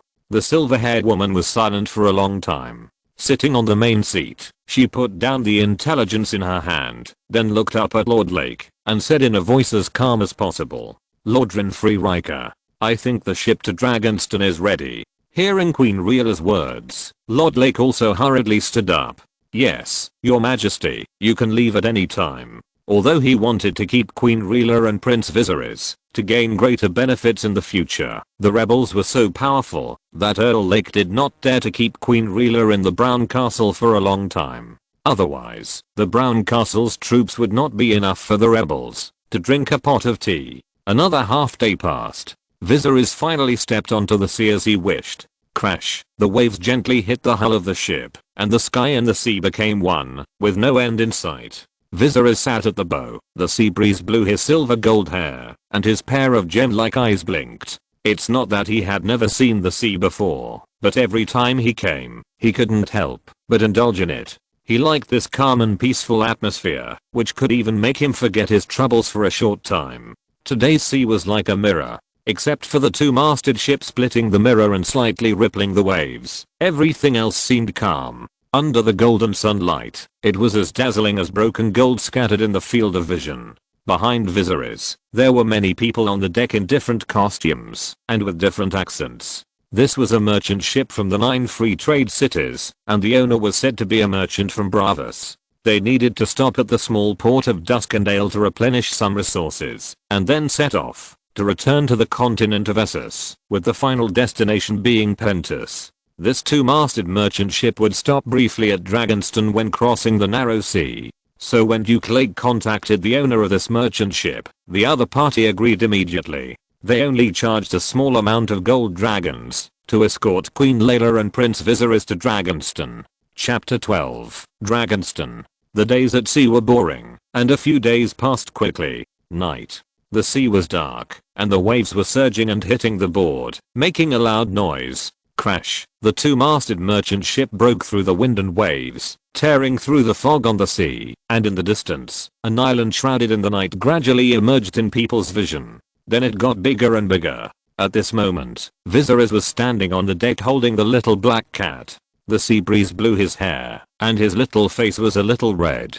During this period, He had been ravaged by the sea breeze and deeply felt the hard work of the crew. In addition to the mental torture of loneliness and physical damage, the sharp sea breeze now even hurts a little on the face, like a knife cutting on the face, making his delicate skin a little unbearable. The excitement when he just came to the sea was finally swept away. They even encountered a small storm during this short journey, but everything was safe, except that Viserys gained more experience. Finally, they successfully arrived at their destination, Dragonstone Island. Now, from a distance, Dragonstone gradually enlarged in the boy's vision, like a mountain protruding from the sea, or like a giant dragon bearing its fangs and claws, overlooking those who tried to approach it from Westeros. It seemed that a mouthful of scorching dragon flame would be spewed down in the next second. Viserys stood on the deck holding the little black cat, and looked at it fearlessly. Meow. Because of seasickness, Rhaenys had not walked out of the cabin for a long time. She stayed in the house all day and had to sleep after eating, otherwise she would vomit everything out. The little girl was tortured and felt a little dizzy and even had a little fever, which scared Queen Rhaela, who had been taking good care of her little granddaughter these days. "We are here at Dragonstone, Your Majesty." Standing behind Viserys, a man with a plump figure and luxurious clothes bowed slightly and then smiled at Queen Rhaela and spoke. The wide sleeves of his robe could not hide the bracelets on his wrists, made of various precious gems. Under the light of the bright torch, the greasiness on his face was as greasy as the gems on his hands, almost blinding people's eyes. Viserys turned his head and looked at the other person. He instinctively felt that this person was not that simple. Perhaps he did not just happen to pass by Duskendale and then happen to go to Pentos and pass by Dragonstone. Perhaps he also had some purpose. But in the end, he arrived at Dragonstone. Viserys kept these words in his stomach and did not tell anyone. The sound of water kept lingering in his ears. As the boats kept approaching the shore, someone on the shore also discovered them. After a conversation between the two sides, the big boat successfully docked at the shore, and the people who came to greet them soon arrived. "Your Majesty, Your Majesty." Two people hurriedly arrived. One was an old maester in a white robe, and the other was the steward who governed Dragonstone after Prince Rhaegal left. The two knelt on one knee to welcome the arrival of the queen and the prince. The old maester was a little old and trembling. After receiving the instruction from his mother's eyes, Viserys hurried forward to help up the old maester who had already stepped half a foot into the grave. "Maester Daniel, long time no see."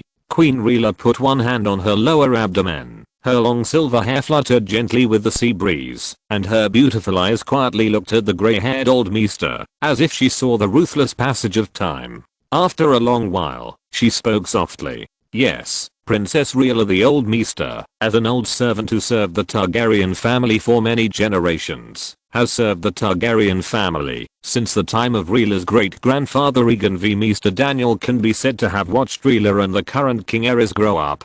He had seen the lively and lovely side of Rhaela Targaryen when she was a girl, and had also blessed her passionate love with Sir Boniface Hasji. In the end, Maester Daniel witnessed the wedding of Rhaela and her brother Aerys. Because of the long journey, they did not stay at the port for long. The group talked as they walked along the rugged road, heading towards the dragon-shaped castle on the distant hill. The villages and towns in the distance were shrouded in the night, and it was dark. Dragonstone had a small population and scarce resources, but it was indeed the Dragon's Rise where the Targaryen family prospered. More than 200 years ago, Aegon Targaryen I and his two sisters made plans to conquer the Westeros continent here. Queen Rhaela supported Maester Daniel, who looked like a grandfather and grandson, and was reminiscing about the past, while Viserys was dragging Rhaenys, who was still dizzy, and walking with 1 foot deep and 1 foot shallow. Another middle-aged man who came with Maester Daniel looked at Rhaenys a few more times. David Sand. The middle-aged man in leather armor suddenly spoke, after looking at Rhaenys for a few times. "HMM. Viserys heard his voice and tilted his head slightly, only to find that the other party was looking at him. "My name is David Sand, Your Highness." The middle-aged man explained again. "Hello, Sir Sand." Viserys pulled Rhaenys and nodded politely to the other party. He didn't know why this person wanted to talk to him, but he was slightly stunned as soon as he spoke. The man didn't care when he saw the expression on Viserys' face, and he had even gotten used to it. The surname Sand was the name of the illegitimate child in Dawn, and the man was originally given to Prince Rhaegar as a gift when Dawn and the Targaryen family married. This is why many of Rhaegar's team members are loyal to Dawn. The two greeted each other and then fell silent again. Except for Queen Rhaegar, who was reminiscing with Mr. Daniel, the rest of the group was silent. The towering castle on the hill gradually came into view. The Stone Drum Tower is the main castle of Dragonstone Island. Whenever a storm comes, the ancient walls of the Stone Drum Tower will rumble and echo, hence the name. Entering from the main gate, the gate of the castle is the mouth of the dragon, and the dragon claws on both sides of the wall are torch stands, burning with blazing flames, to lengthen the shadows of the group of people, illuminating the interior of the castle. The castle of Dragonstone is completely built of black stone, and the overall atmosphere is somewhat depressing and solemn. Visitors walked inside the castle, looking around curiously. Then the group came to the hall of the main castle. Queen Rhaegar sat on the main seat in the hall, and Mr. Daniel and the former acting butler David Sand sat on the side seats next to them. The old maid who fled to Dragonstone with the queen took Rhaenys, and took the little girl to rest first. The servants and soldiers in the castle were busy cleaning up. At this time, Queen Rhaegar looked at Viserys and said abruptly, "Viserys, kneel here." Chapter 13 Coronation. Viserys, kneel here. The silver-haired boy was slightly startled when he heard his mother's request. However, Mr. Daniel and Steward David Sand, who were sitting next to the throne, were not surprised at all. News about King's Landing had gradually come in. When Queen Rhaegar and Viserys left Westeros and went to sea, King's Landing had officially fallen. Lord Tywin led 12,000 soldiers to King's Landing under the banner of serving the king, but was rejected by King Aerys II. Among the royal ministers, Grand Maester Pycelle overwhelmed the intelligence chief Varys and persuaded the king to open the city gates to welcome the Westerland army into the city. However, when the gates of King's Landing were opened, the Lannister army entered the city. The Duke of Casterly Rock, who had previously loyally expressed his submission, suddenly turned against him and ordered the army to start looting King's Landing in the name of Robert Baratheon. This city, which had never been breached from the outside, fell from the inside again. The life and death of King Aerys II, who is still in King's Landing, is unknown. No definite news has been received, but he must be in danger. Therefore, it is not difficult to understand why Queen Rhaegar suddenly made such a decision. Your Majesty. At this time, the old scholar sitting next to him suddenly spoke, and then stood up tremblingly with the help of the chair. If you want to crown your highness, you still need to follow the will of the seven gods. The coronation of a new king is a big event, which requires a very complicated ceremony. First of all, there must be a decent cathedral. During the Targaryen dynasty, most kings of all dynasties were crowned in the Great Sept of Baelor. There happened to be a cathedral on Dragonstone Island. It is said that the conqueror Rhaegar knelt and prayed here on the eve of his setting sail to conquer the seven kingdoms of Westeros. However, according to the records of the Targaryen family, this is not credible, because Aegon suddenly converted to the seven gods after he conquered Old Town during the conquest of Westeros. So this cathedral should have been built after the conquest. And a cathedral is not enough for the coronation of the new king. The archbishop and several archbishops need to jointly hold a coronation ceremony for the new king.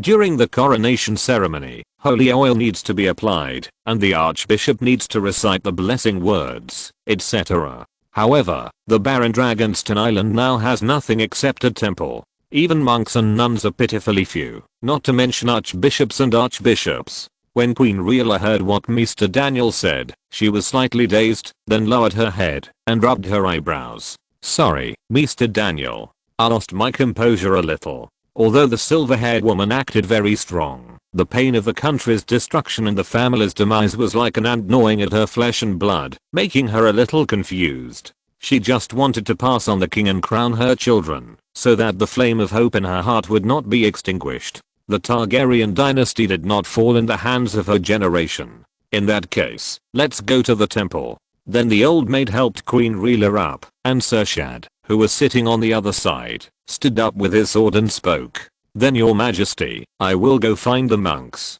No need to find those monks, sir. However, the butler's proposal was immediately rejected by the silver-haired woman.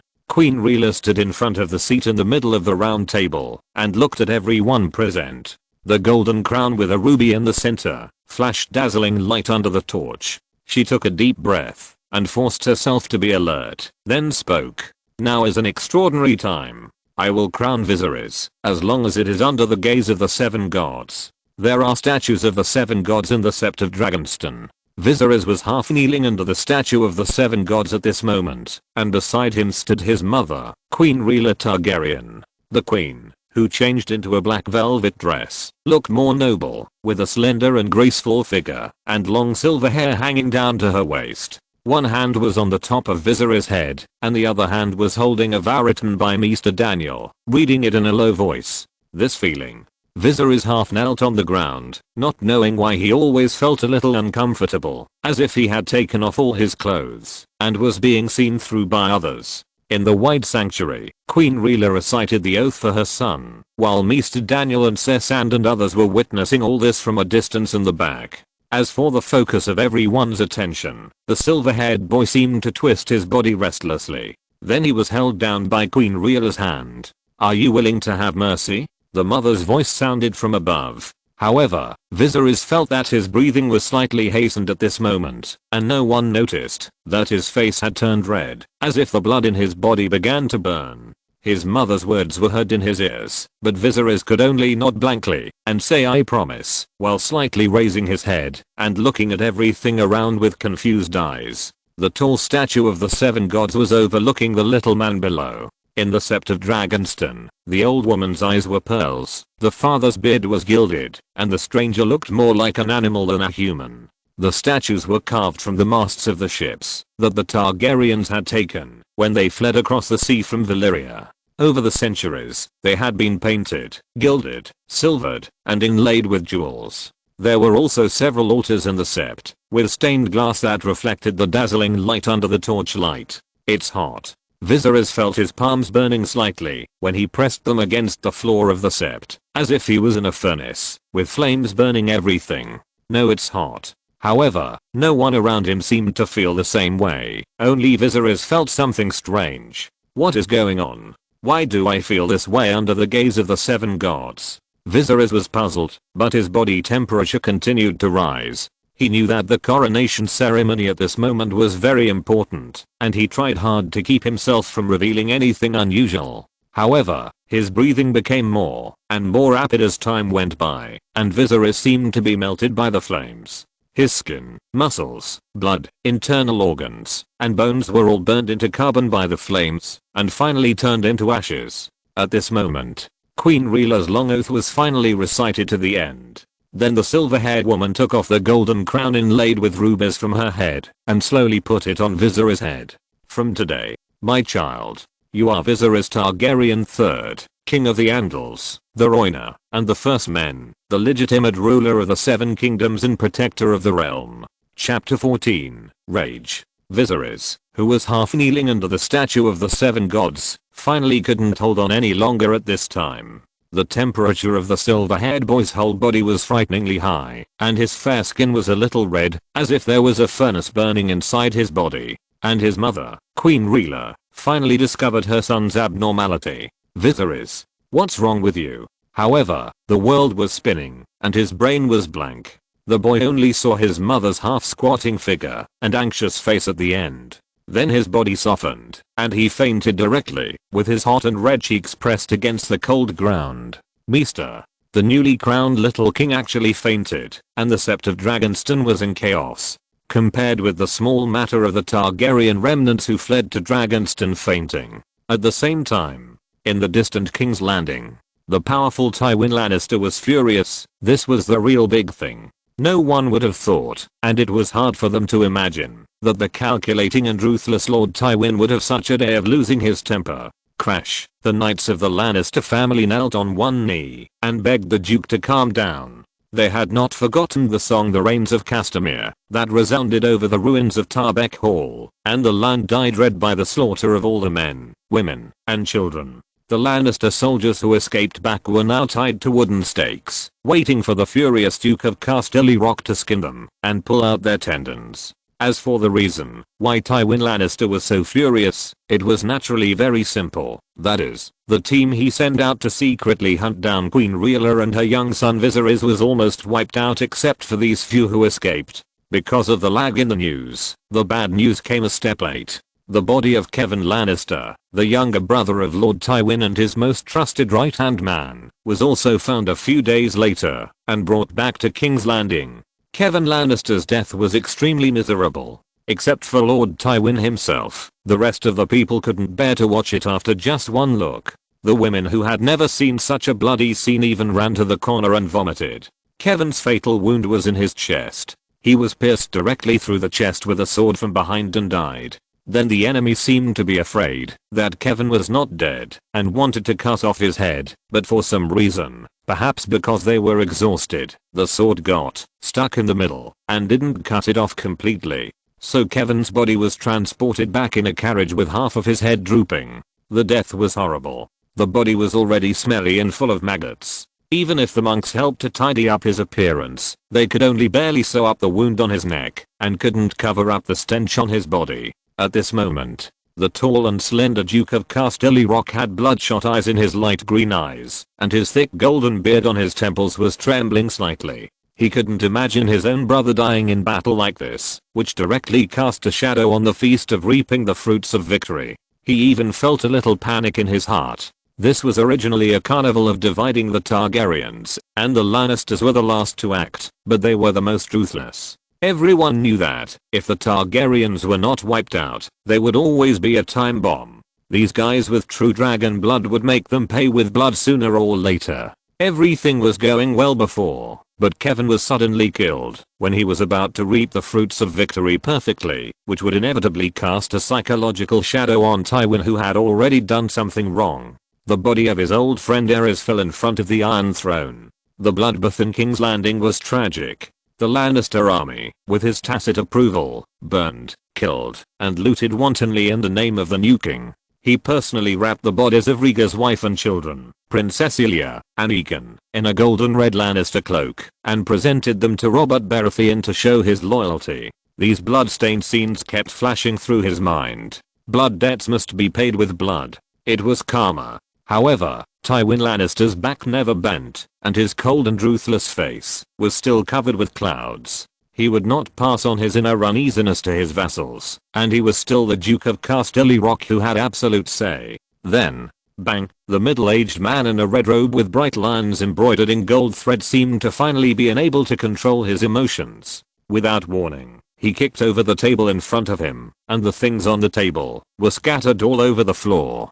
Targaryen. Then he drew the long sword from his waist and slashed everything in the room frantically. If the death of his wife Jaina Lannister many years ago took away the last warmth from Tywin, the death of his brother Kevan Lannister now took away Tywin's calmness. The furious Duke Tywin looked a little furious. He hated the Targaryen family very much, otherwise he would not have been so cruel this time, almost wanting to kill all the dragon offspring. Many years ago, at his wedding with Jaina, the drunken Aerys Targaryen did something to his wife that has always weighed on his heart. After this incident, Tywin sent his wife out of King's Landing and returned to Casterly Rock, and he and Aerys, the good friends who once fought side by side in the Battle of the Nine Penny Kings, officially broke up. Now that Tywin was furious, all the knights and vassals of the Lannister family who followed him this time were terrified. Only Gregor Clegane, known as the Mountain, still stood there with his shoulders folded, with a domineering and arrogant attitude, and seemed not to be afraid of Lord Tywin's rage. And no matter how furious Tywin Lannister was, he did not vent his anger on other people in the end. He just executed all the deserters with his own hands, and ordered the specific information of Kevan's death to be concealed, and held a grand funeral for his brother Kevan with the excuse of accidental fall. And he promised his brother's body that he would avenge him and wipe out the remnants of Targaryen. However, truth cannot be hidden. King's Landing, which had just been washed by blood and fire, seemed to have temporarily lost the smell of urine and was instead shrouded by the stench of blood and decay. In a narrow alley that only allowed 2 people to pass, almost every household hung white cloth. The night was deep. The Capitol Guard had just patrolled past, and at this time, ding, a round silver deer fell to the ground with a crisp sound. A moment later, a small figure rushed out from the darkness, looked around and found that no one was paying attention. Then he quickly picked up the silver deer on the ground and stuffed it into his arms and disappeared into the darkness again. If you're listening to this novel on a channel other than Fanfic World, it means they downloaded and uploaded it without effort. We cordially invite you to visit our channel, Mundo Fanfic Novelos. There you'll find the original version of this story and you can explore many other novels of various genres. We're waiting for you to immerse yourself in a world of incredible novels. Chapter 15 Nightmares and Disasters. The real cause of Kevin's death was quickly spread with the help of people with good intentions. Because it had just been looted, there were many people in King's Landing who hated the Lannister family. In addition, there were also many nobles who were also rebels who were jealous of the Lannisters' victory. With the tacit cooperation of several parties, the notoriety of the Lannister family soon spread throughout King's Landing. I don't know how many people at the bottom applauded Kevin's death, believing that the Targaryen family would make a comeback sooner or later and let the Lannisters pay their debts. Targaryen still maintained the hearts of the people, and Duke Tywin was thrown a rotten egg in the face when he went out recently. His face was cold and even livid, and anyone could see Duke Tywin's anger. However, the capital garrison, commonly known as the Gold Cloaks, who were lackeys, did not find the real culprit who attacked Duke Tywin. Instead, the commotion became even more outrageous, directly describing Tywin as an unforgivable demon. Even at the end, several Lannister soldiers were intercepted and beaten to death by mobs that suddenly rushed out from nowhere while patrolling in King's Landing. Things are still fermenting. However, countless people in the usurper camp are happy to witness such things. They even add fuel to the fire and keep putting the blame on the Lannister family. After all, the fewer people who share the cake, the better. And in the distance, Dragonstone. I don't know how much time has passed. Viserys is still lying in bed in a coma, and complicated dreams appear one after another in his world. He dreamed of his past life and present life. He dreamed that a giant dragon spewed dragon flames at him, trying to burn him to ashes. He also dreamed of a scene like the destruction of the world. All the volcanoes erupted together, pouring countless ashes, smoke and flames into the sky. The cracked earth swallowed up the solemn temples, palaces, and prosperous towns. Where is this? Viserys didn't know why he dreamed of such a scene, but he shuddered slightly, as if he was there. He knew that this was a manifestation of fear. It was just like the feeling when he was attacked on the road before, and the frightened warhorse rushed towards him. It was also like a fish thrown onto the shore, desperately opening its mouth to breathe, praying that this natural disaster or the wrath of the gods would stop. Why did this place encounter such a terrible disaster? However, no one could give him an answer. Countless images of the destruction of the world filled Viserys' mind. He seemed to have personally experienced this unprecedented disaster, played many roles in it, and experienced the first-person perspective of many people in this disaster, over and over again, entangled endlessly. However, in the end, this disaster finally stopped, turning into a ball of black mist and disappearing in the vast sea of smoke. And the psychological torture Viserys suffered in his dream finally came to an end. Everything disappeared, and the eyes gradually turned dark. Then the soul of the boy lying on the bed seemed to gradually return. Then he heard a series of vague noises around him, fragmented conversations, and the sound of the girl sobbing softly. Finally, he felt a rustling tongue licking his cheek, as if hoping to wake him up. And Viserys finally opened his eyes slowly at this time, but at this moment he had no strength in his body, as if he had just had a serious illness. All the strength in his body was drained away, and he could only lie on the bed weakly, moving his fingers slightly. At this moment, his throat was thirsty and unbearable, like the cracked land of drought. He pursed his dry lips slightly, and then asked for a glass of water in a hoarse voice. Water? Give me a glass of water. The little black cat was the first person to discover that Viserys had woken up.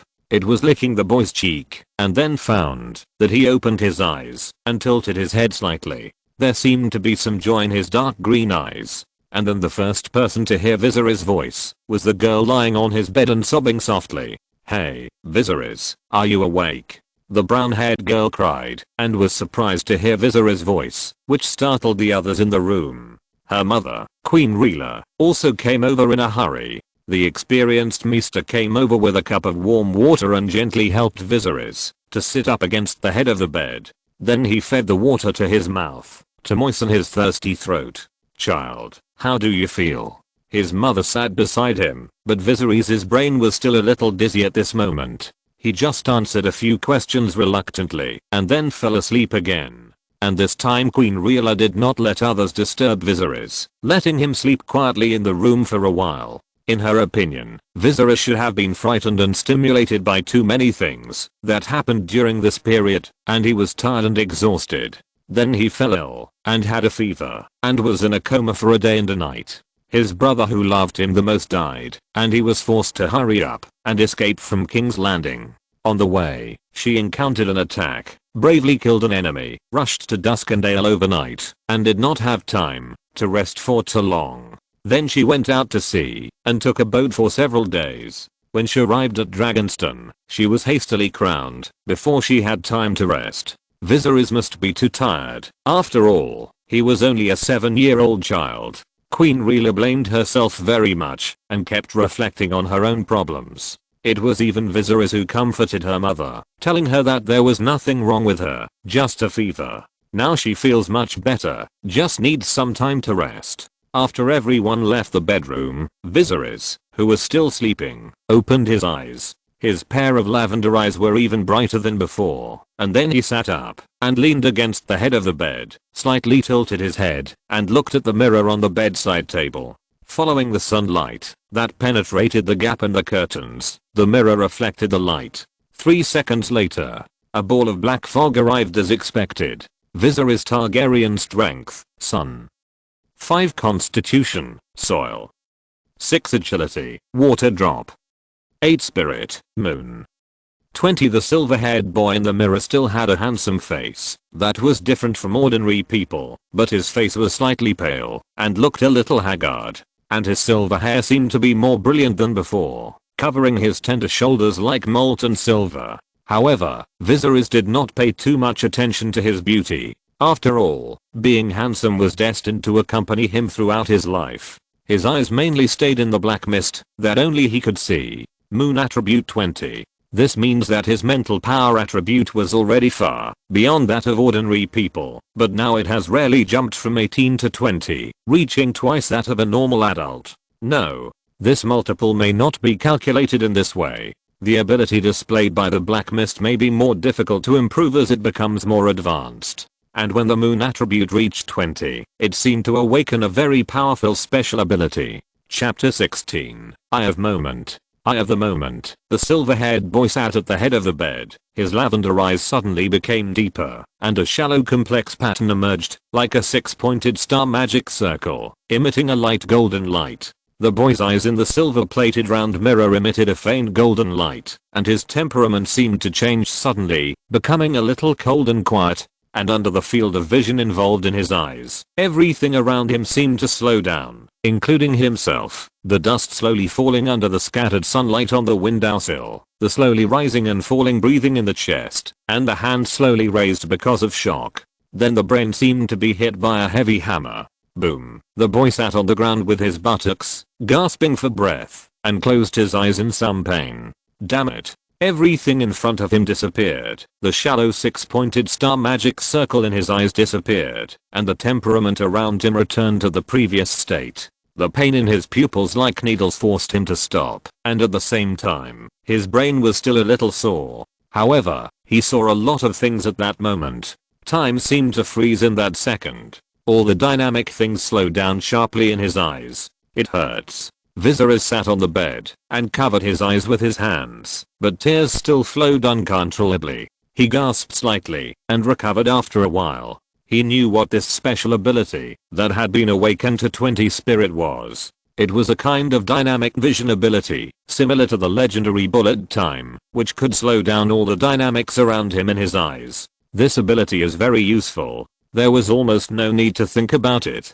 Viserys understood what the benefits of this special ability were for him. This could give him more time to react and judge at certain dangerous moments, allowing him to turn danger into safety and also gain an advantage in a fight between equals. and the moon sex reached 20. This mental power that far exceeded ordinary people brought him more abilities, in addition to photographic memory. In fact, the ability of the instant eye is not to slow down time, but because of his extremely strong mental power, he quickly structured the opponent's actions in his mind at the first sight. What was reflected in his eyes was that the other person's movements had slowed down, but in fact, it was not that the other person had slowed down, but that he had reacted faster. However, this joy was only short-lived, and soon Viserys restrained his smile and calmed down. There is still a long way to go in the future. After all, this is a world full of mysterious and strange powers, and the fact that he was able to be reborn here from another world and replace Viserys Targaryen was magical enough. So much so that other things had made him calm. Moreover, he also hid this secret in his heart and did not tell anyone that he could see the black fog. Since he knew that this black fog could strengthen his body and even his soul, his attitude towards it has changed. He no longer regarded it as a fun thing, but became more serious and cautious. Next time, you can try to practice repeatedly and control the strength of releasing this ability. After resting for a while, Viserys' eyes had recovered completely, but he was not in a hurry to try to activate the ability of the Eye of Moment again. He was afraid that repeated experiments in a short period of time would affect his eyesight. After all, he did not want to wear glasses again in this life. However, Viserys thought carefully. When he activated his ability just now, he didn't control the strength well in the first attempt, so he poured out all of it at once. Now he thought that he could restrain himself intentionally. This may not slow down very slowly, but it will extend the use time, and the sequel will not be so obvious. He will not cry uncontrollably like before. Viserys thought silently. In fact, he was just crossing the river by feeling the stones. No one could give him advice and help. He could only rely on his own guesses and inferences. A few days later, the exact bad news came. A raven transferred from Westeros to several large ships and flew to Dragonstone. This cunning raven saved a lot of its own energy and then flapped its wings and landed on the top of the Sea Dragon Tower, which is a tower facing the sea and shaped like a sleeping dragon. The stairs of the tower are narrow and tortuous. Under the raven cage at the top of the tower are the rooms of the Maesters. Because Rhaegar didn't take care of the affairs of Dragonstone, only Maester Daniel lived here now. Fluttering wings shook the silver bell on the silk thread. Maester Daniel, who came up tremblingly from below, took the letter on the raven, unfolded it and took a look. Then his face changed drastically. Then he held the handrail of the narrow stairs and hurried to the garden near the Dragon's Tailgate. At this moment, Viserys was practicing sword in Aegon's garden. Stab. Cut. Sir William, who was seriously injured not long ago, had not yet recovered from his rib injury. He was wrapped in bandages, but he could already walk. At this moment, he was standing under the shade of the black tree, instructing Viserys' swordsmanship. Along with the voice of the middle-aged coach, Viserys also practiced very hard, swinging the long sword in his hand seriously and seriously. Because of the height difference, the sword in his hand was like a two-handed sword. The boy held the hilt tightly with both hands, and his movements were also deformed by the weight, but he still tried to correct his movements, and tried to be perfect. Sweat dripped from his forehead. The lord, whose wounds had not yet healed, was still pale. He looked at the boy who was practicing swordplay on the sunny grass. Although his face was expressionless, a hint of surprise could still be seen in his eyes. How did this child do it? He remembered that not long ago, the child had some difficulty lifting the sword. But now he can use it flexibly. Does Viserys really have a talent that is not inferior to his brother? Rhaegar was once the most talented knight he had ever seen, and could use any weapon skillfully. However, Viserys' amazing progress now made him wonder if what he said casually at the time would really come true. He even didn't know if Viserys' height was his illusion, as if he had grown a few centimeters taller. Although his figure was still so thin, his long silver hair fell to his shoulders, and his cheeks were still tender. He always gave Sir William a feeling of growth, especially his pair of lavender eyes like gems. Even every time Viserys looked at him, the middle-aged coach felt a little palpitation. This, Chapter 17 Rage. And Viserys seemed to have changed into a different person, becoming extremely diligent and hardworking. William Derry has been the coach of the Red Castle for so many years, and he can be said to have watched Viserys grow up. In his impression, this prince is not a person who is easy to discipline, and is naughty and even a little bit naughty. When he asked him for sword skills, he didn't take it too seriously.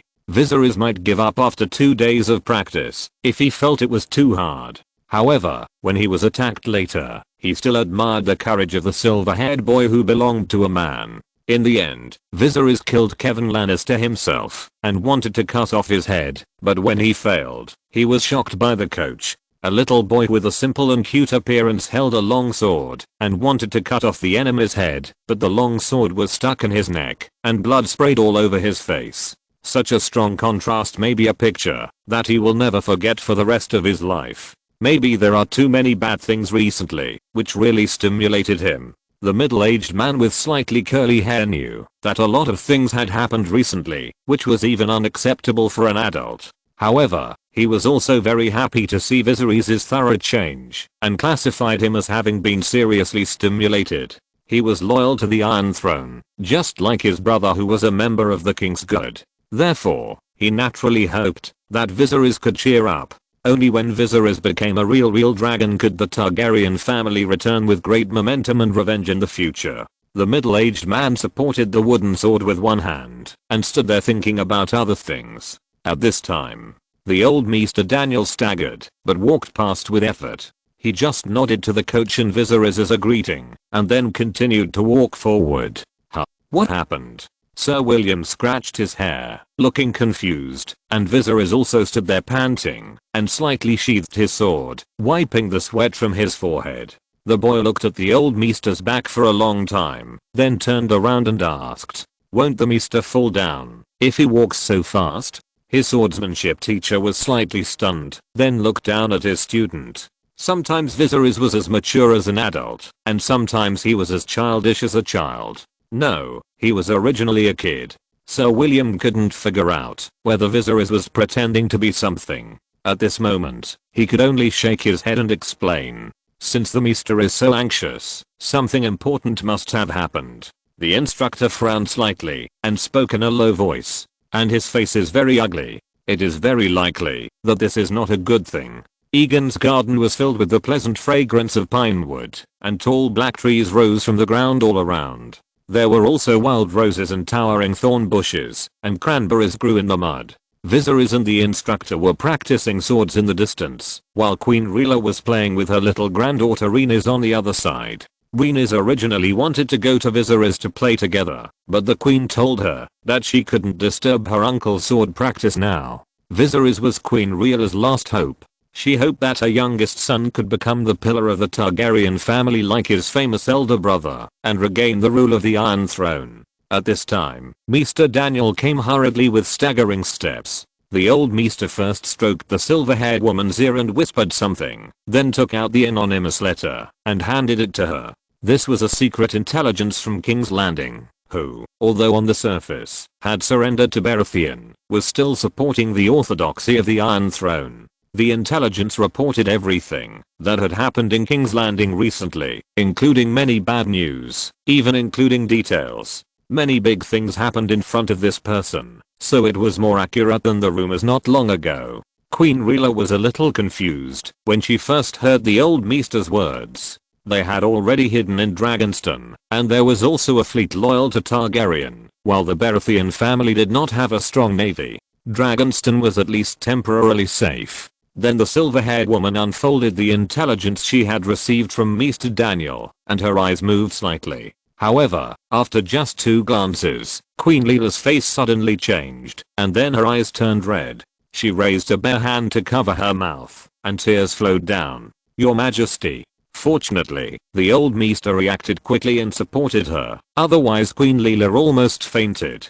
The letter brought a lot of bad news. However, the news at the top was undoubtedly a thunderbolt, so that Queen Rhaella could not continue to read it after just 1 glance. Then she burst into tears, and Rhaenys, who was accompanying her grandmother, was also stunned when she saw this scene, and was a little at a loss. The young girl knew nothing about the situation in front of her, and she didn't even know that her father was dead, and even if she knew, she might not understand it. Then Viserys, who stopped practicing swordsmanship not far away, and the middle-aged coach saw this scene and hurried over. The coach didn't look at the intelligence, but Viserys picked it up, looked it up and down, and fell silent.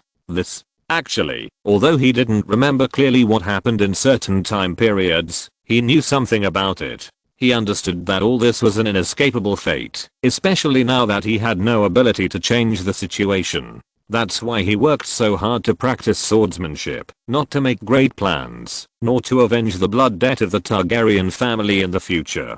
In fact, since he came to this world, he had never seen his father, the origin of all stories, the famous Mad King Aerys Targaryen II.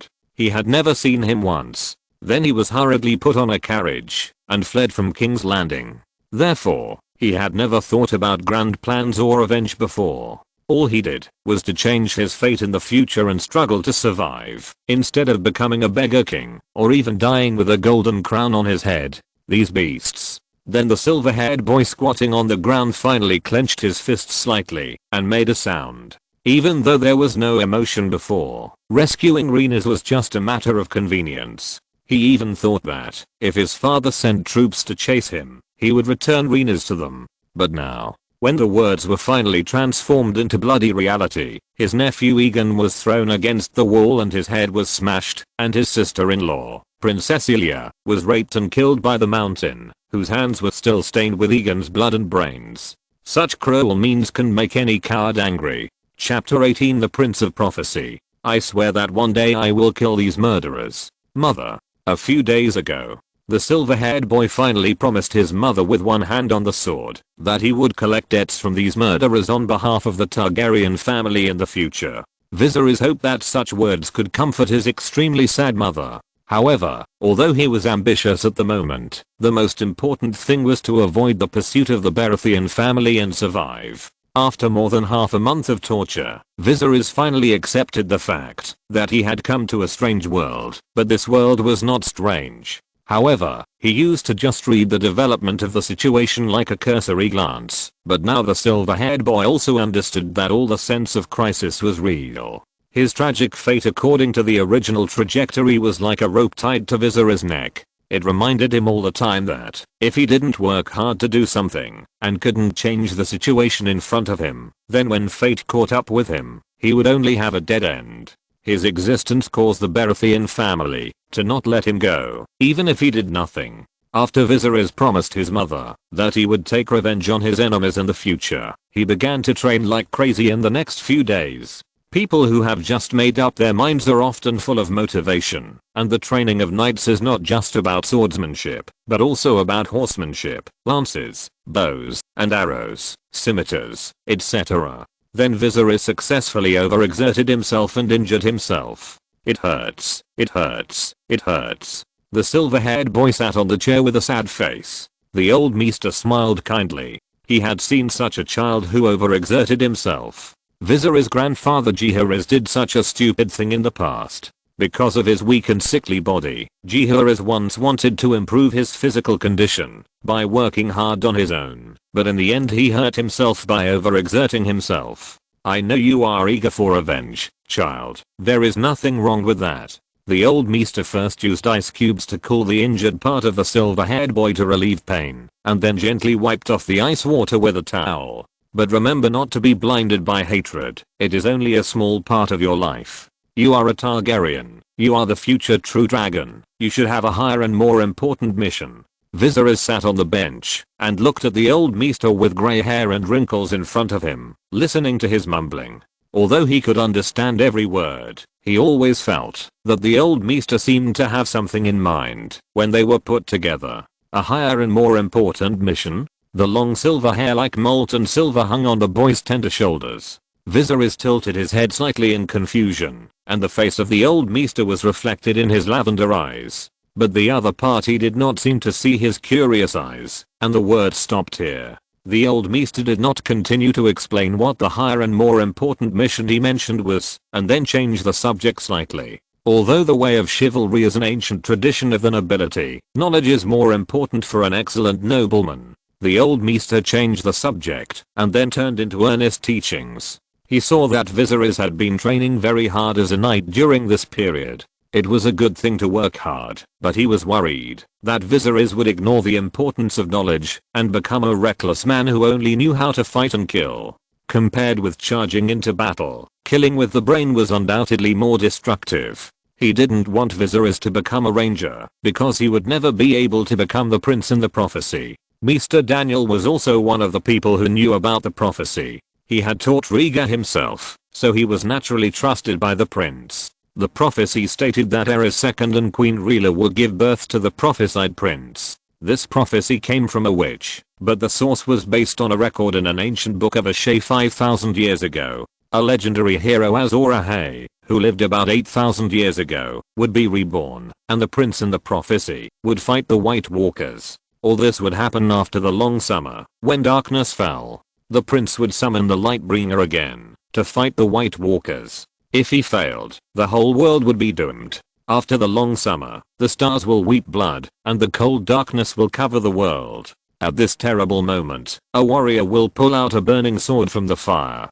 That sword is the Lightbringer, the red sword of heroes. The one who holds the sword is Azor Ahai reincarnated, and he will drive away the darkness. At first, all those who knew about it thought that Rhaegar would be the prince in the prophecy because Rhaegar was too perfect, and almost everyone who saw this prince would praise him. However, since Robert Baratheon's hammer hit Rhaegar's chest at the Battle of the Trident, everyone realized that Rhaegar was not the prince in the prophecy. Then everyone's eyes fell on Rhaegar's younger brother, the silver-haired boy in front of them, Viserys Targaryen, because he was also the child of Aerys and Rhaegar. But he was not born in the land of smoke and salt. Maybe. Mr. Daniel sighed inexplicably.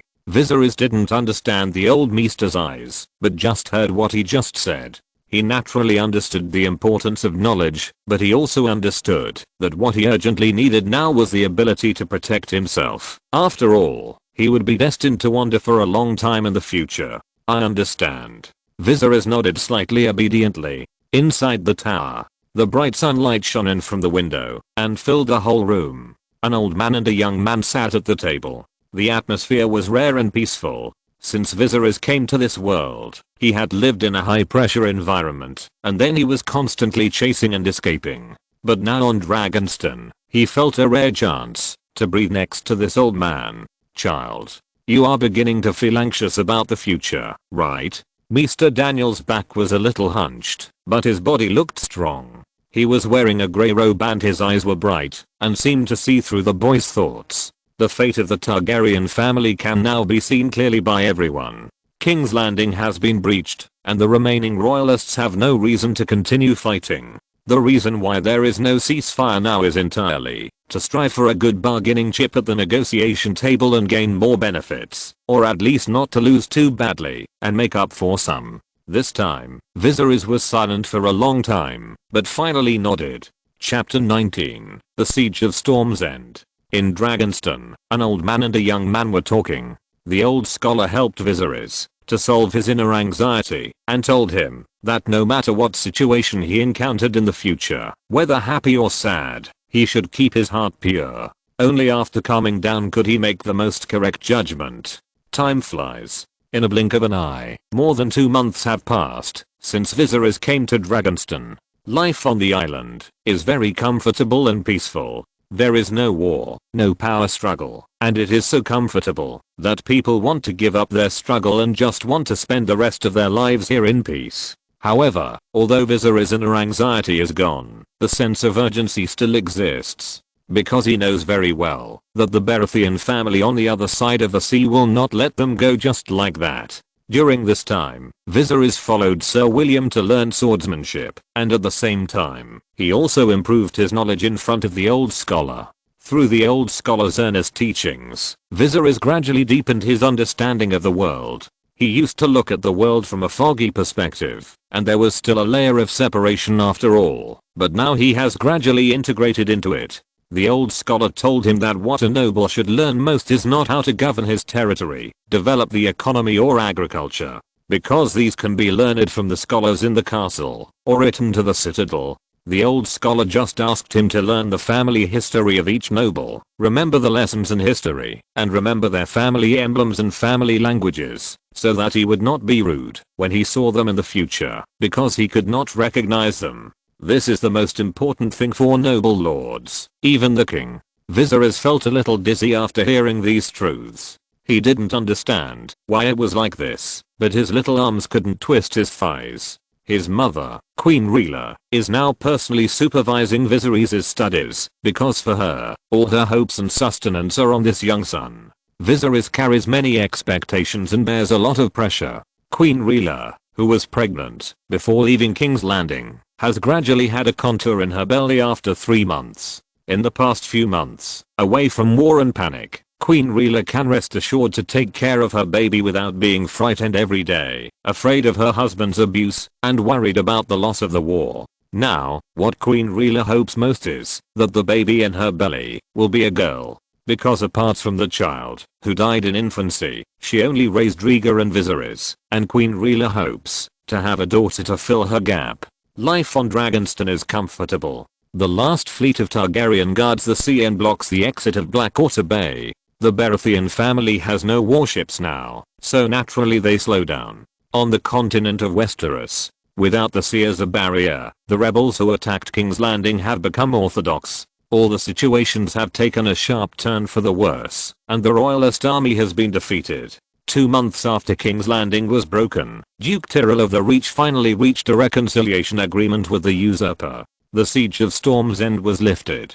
Beep. Accompanied by the desolate and long sound of the horn, the Southern Army that had besieged Storm's End for a year finally broke camp and prepared to retreat home. Following the Tyrell army were the knights from the north. Rumble. The flags of the dire wolves fluttered, and they first appeared on the horizon, followed by a roar. At a glance, there were dense crowds of people. Countless horses galloped and trampled the grass. The spears raised high were like a forest, reflecting the chill in the sun. The leader of the Northern Army was Lord Eddard Stark, who had quarreled with Robert and then left King's Landing. The man carried the family's magic weapon Ice on his back and sat on a tall warhorse. The Northerners lifted the siege of Storm's End without any soldiers or battles. Rumble. The gate of Storm's End, which had been blocked for a year, was finally reopened again. Stannis Baratheon, who was trapped in Storm's End and had been resisting stubbornly and had tied down the main force of the Southern Army, was even forced to eat rat meat. However, after the siege of Storm's End was lifted, he received a new task. His brother Robert ordered him to build warships in Storm's End and train the Royal Navy. Cooperate with Lord Ridwine, who just surrendered, and the Arbor fleet which had been blocking Storm's End from the sea. Ask them to unite to attack Dragonstone and capture the escaped Rhaella and Viserys Targaryen.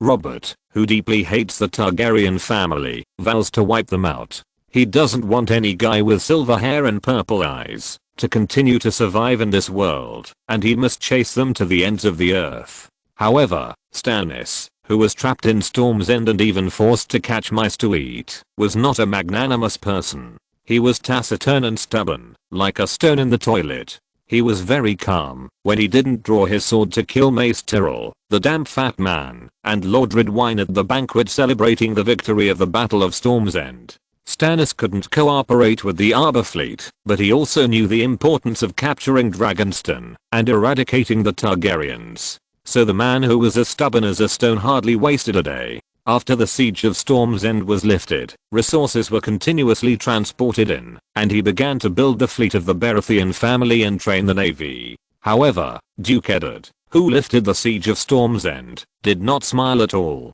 His cheeks were tight and serious, and he looked distant. Even at the victory dinner, he did not smile at all. Because he had a more important knot that was not untied. That was the beginning of the outbreak of the War of the Usurper. His sister, Lyanna Stark, who was abducted by Rhaegar Targaryen, and was also Robert's fiancée, was still missing.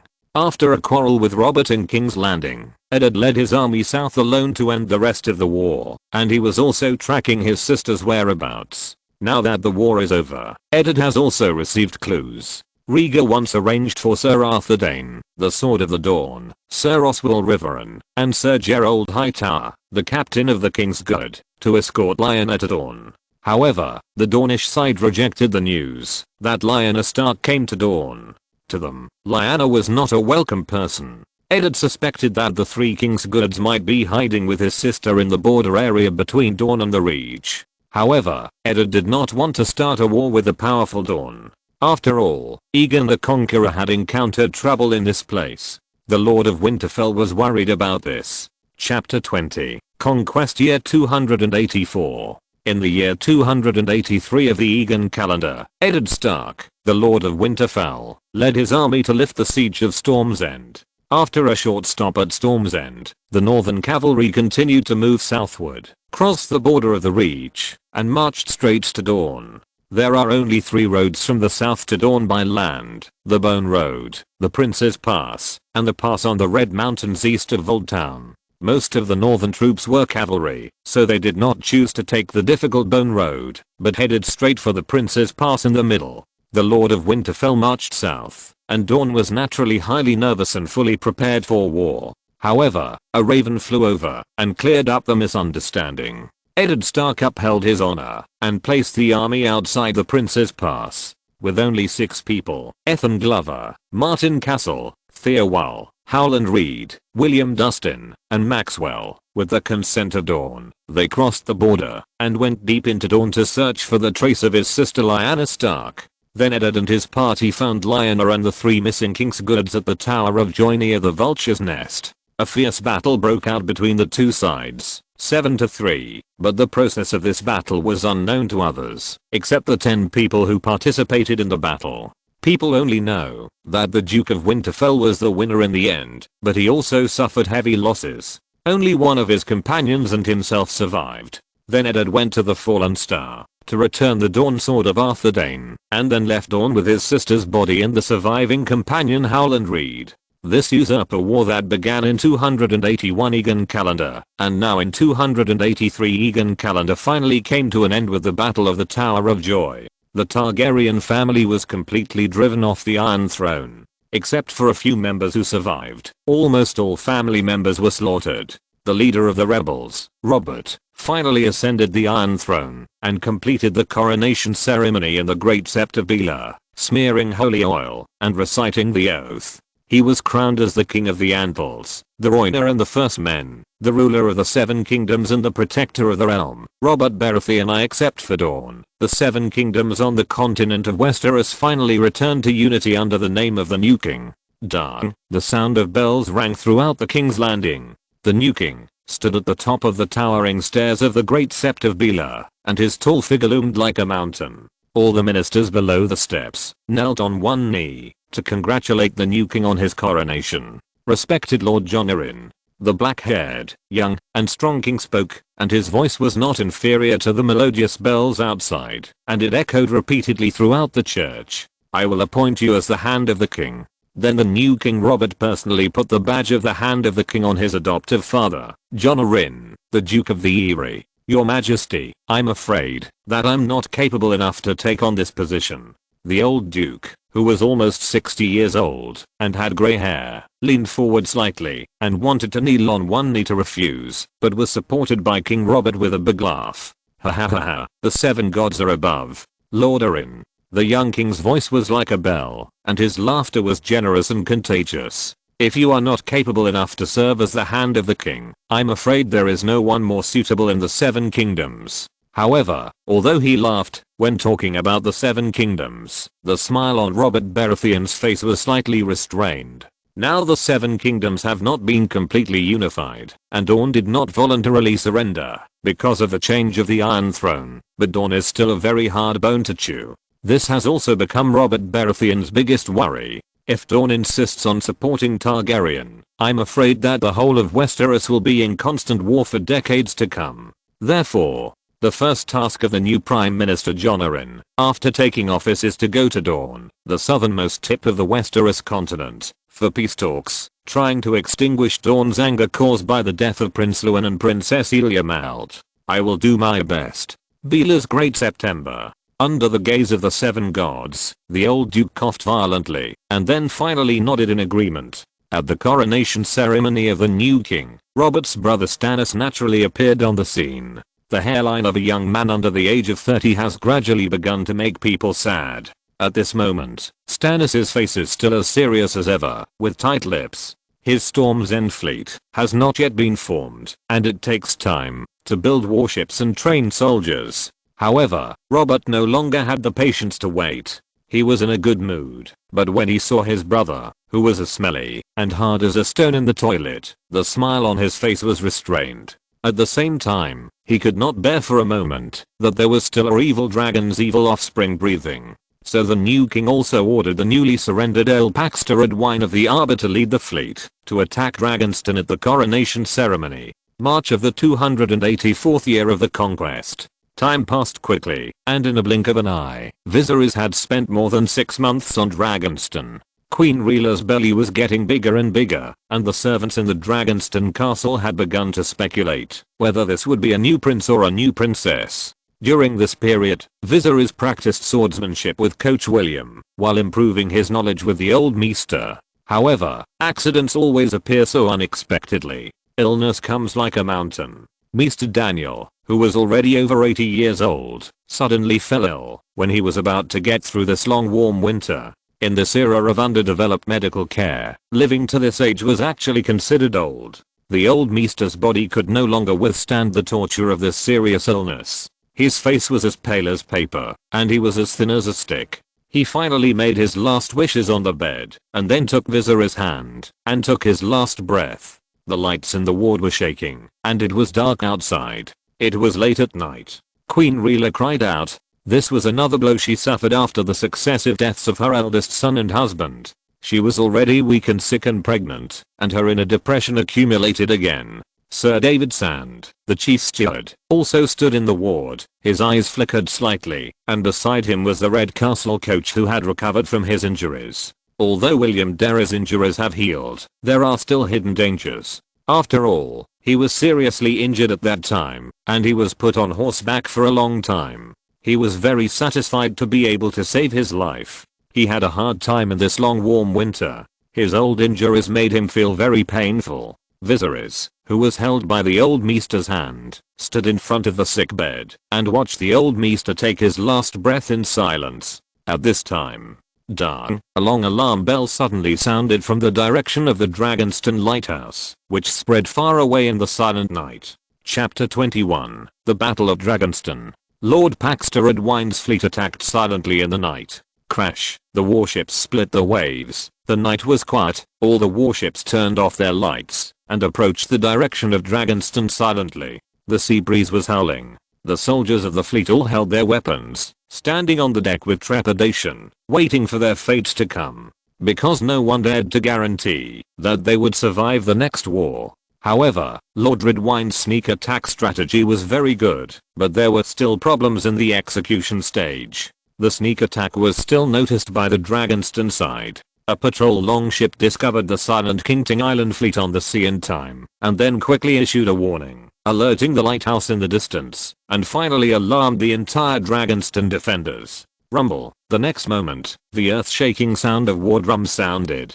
The last fleet that was still loyal to Targaryen took the initiative to attack under the order of Commander Sir Geoffrey, and the two sides started a confrontation on the sea. The alarm bell of the Dragonstone lighthouse rang long, warning everyone on the island to be vigilant and guard against enemy attacks. Queen Rhaella was quickly transferred to the castle to rest because she was pregnant and depressed and could not be stimulated. Butler Sand in the coach ran to the beach, stepped on the soft sand, and looked into the distance. Viserys wanted to go with them and see the real war scene with his own eyes, but was ruthlessly rejected. As the only boy in the Targaryen family now, Viserys' safety represents not only him. The silver-haired boy was helplessly led by a maid into the castle, and at the special request of the coach, 2 guards were stationed outside the bedroom door to protect him. Bang! The heavy brown wooden door of the bedroom was tightly closed and bolted. 2 fully armed guards stood guard on both sides of the gate to prevent Viserys from sneaking out. Viserys was locked up in the room alone. His personal freedom was restricted. The boy sat on the soft big bed for a long time, scratching his slightly curly silver hair. Finally, he sighed helplessly. Really? Compared with half a year ago, Viserys' bedroom on Dragonstone Island is now richer. an old low bedside table, a half-burned candle is emitting light, and a book with a bookmark is placed on the table. This is a book about the continent of Essos, telling about what a traveler has seen and heard. Viserys is very interested in this kind of book, and he reads it for a while every day, before going to bed. On the other side is a bookcase, which is also filled with various books. In fact, Viserys naturally knew the importance of knowledge without the old maester reminding him. At that time, he was just frightened by the attack, and at the same time he was worried about the future, so he practiced swordsmanship in a biased way to protect himself. However, now he also understands that swordsmanship is not something that can be mastered in a day or two. Then Viserys looked at a brown wooden box in the corner, then jumped off the bed and walked to the wooden box. Beep. The sound of the horn outside the window was still melodious, the sound of war drums was shaking, and the sound of shouting could be heard faintly. The silver-haired boy could feel his heart in his chest beating faster and faster with the rumbling sound, and the hot blood was flowing through his body quickly. Viserys covered his chest with one hand, feeling his heart beating faster and faster. He didn't know why he had such a feeling, and this feeling was giving him the courage to be fearless. Even though he was only a 7-year-old child, blood and fire come from the same source. The boy suddenly recited the motto of the Targaryen family for some reason, and then opened the wooden box in the corner, revealing the items inside. A set of small leather armor tailored to his body was neatly placed, and there was also a short sword that was also tailored for him and had been sharpened. The sword was not sharp enough to cut iron like mud, but at least during daily practice, Viserys could use this dagger to cut off the head of a straw man. Then Viserys put on his leather armor and put on his dagger. Then the boy brought a small stool, stepped on the stool, and climbed to the windowsill of a narrow window on the wall, and looked down.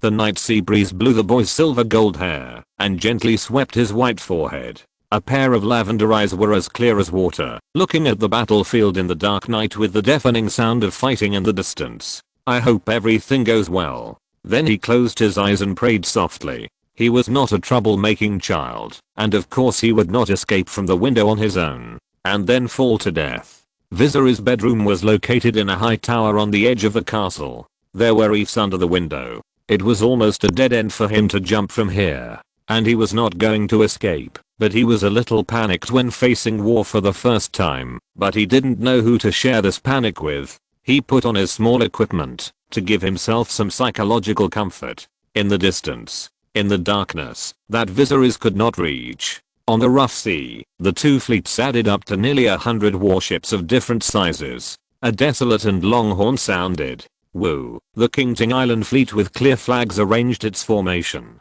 Under the cover of countless longships, 3 larger and higher tonnage rowing warships as the main ships rushed towards the Dragonstone Island fleet. The Dragonstone Island fleet seemed to be a little unprepared. It hurriedly sailed out of the port and faced the attack of Lord Redwyne's fleet before it even arranged its formation. However, their response was also very good. The sea breeze was whistling. Woo! The horn sounded continuously from all directions, vibrating on the eardrums, making people involuntarily excited.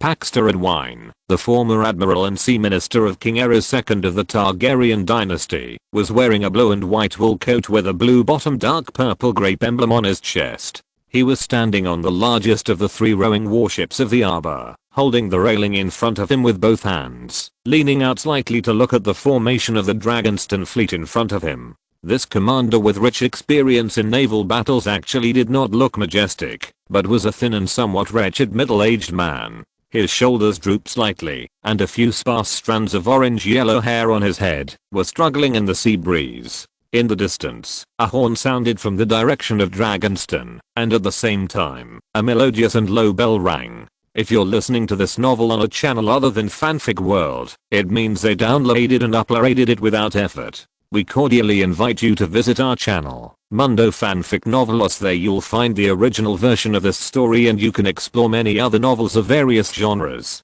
We're waiting for you to immerse yourself in a world of incredible novels. Chapter 22 King Queen. Then, with the order of Earl Redwyne, the formation of the King Island fleet began to change. The longships and 3-masted warships formed a fan-shaped formation on the dark sea. Attack.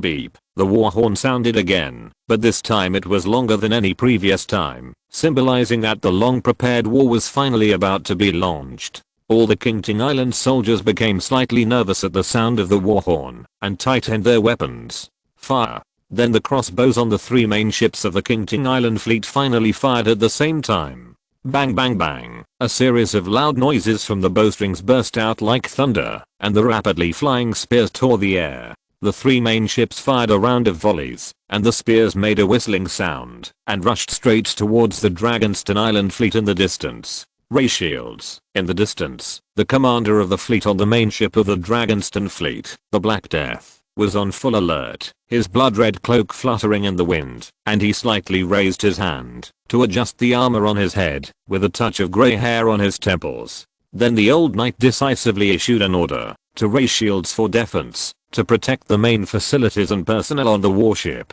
Ray shields, with layers of orders. All the soldiers on the huge warship, the Black Death, were on full alert. Crash. They raised a giant kite shield that was 4 feet high, made of heavy oak and trimmed with iron, and then moved quickly, forming an iron shield formation in a neat and orderly manner. Shields painted with the Targaryen family emblem of 3-headed fire dragons faced the enemy. Raze, a knight in armor, stood on the deck, drew a long sword from his waist, and then slashed it down suddenly. Close. Boom. A uniform sound. The shield formation was set up in an instant, protecting the commander in the center, leaving only a gap for continued observation of the outside world, almost airtight. And Sir Geoffrey in the middle did not even move his feet, still standing there with his head slightly raised. The fleet guarding Dragonston is the most elite naval force of the Targaryen family, but unfortunately it did not play a significant role in the War of the Usurper. In this era, land power is still the most decisive force, and naval power is not enough to reverse the situation and determine the outcome of a large-scale war.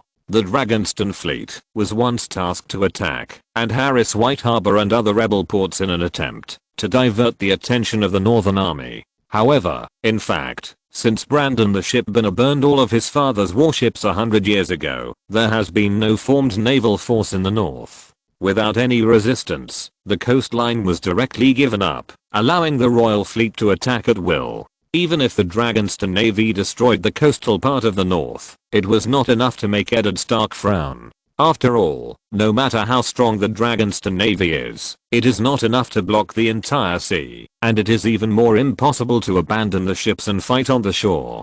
In that case, the weather and cavalry in the north will completely make these Targaryen soldiers go without return.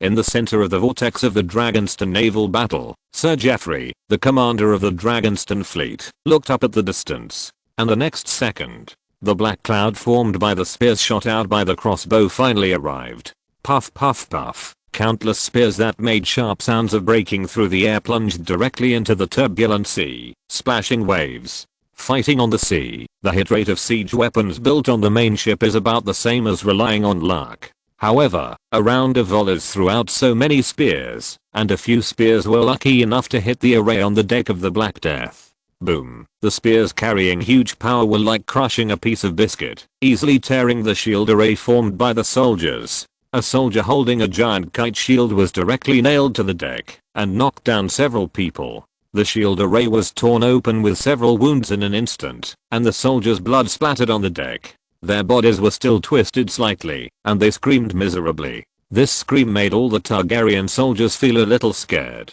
The palms holding the shields were slightly sweating, and their throats rolled and swallowed a mouthful of saliva. But they still kept their lips tightly closed and said nothing, because they knew that fighting on the sea was a life and death war. If they were defeated, there would be no way to escape on the sea. However, under the siege weapons equipped by the Queen of the Qingting, the hard shields in their hands were as brittle as a piece of paper. Counterattack. However, the commander of the Dragonston fleet did not hesitate at all, let alone be frightened. He still stood calmly in the center of the shield array and decisively ordered the Black Death and the catapults on the other 2 main ships to counterattack. No one knew that the old knight's palms were already full of sweat. In such a large-scale naval battle, life and death really depended on luck. Pray that the opponent's trebuchets and crossbows are inaccurate. Pray that the wind and current are favorable to your side. And pray that your trebuchets are thrown more accurately. The more brutal boarding battle, which relies on soldiers jumping on board to fight, is a process that takes place after the main ships of both sides bombard each other, and one of them must take the initiative to charge. Otherwise the two sides will bombard each other remotely without intending to board. With the order of the commander of the Dragonstone fleet, the soldiers struggled to twist the ropes, and the stone bullets were put into the spoon. The Black Death, the largest warship in service of the Targaryen dynasty, finally roared.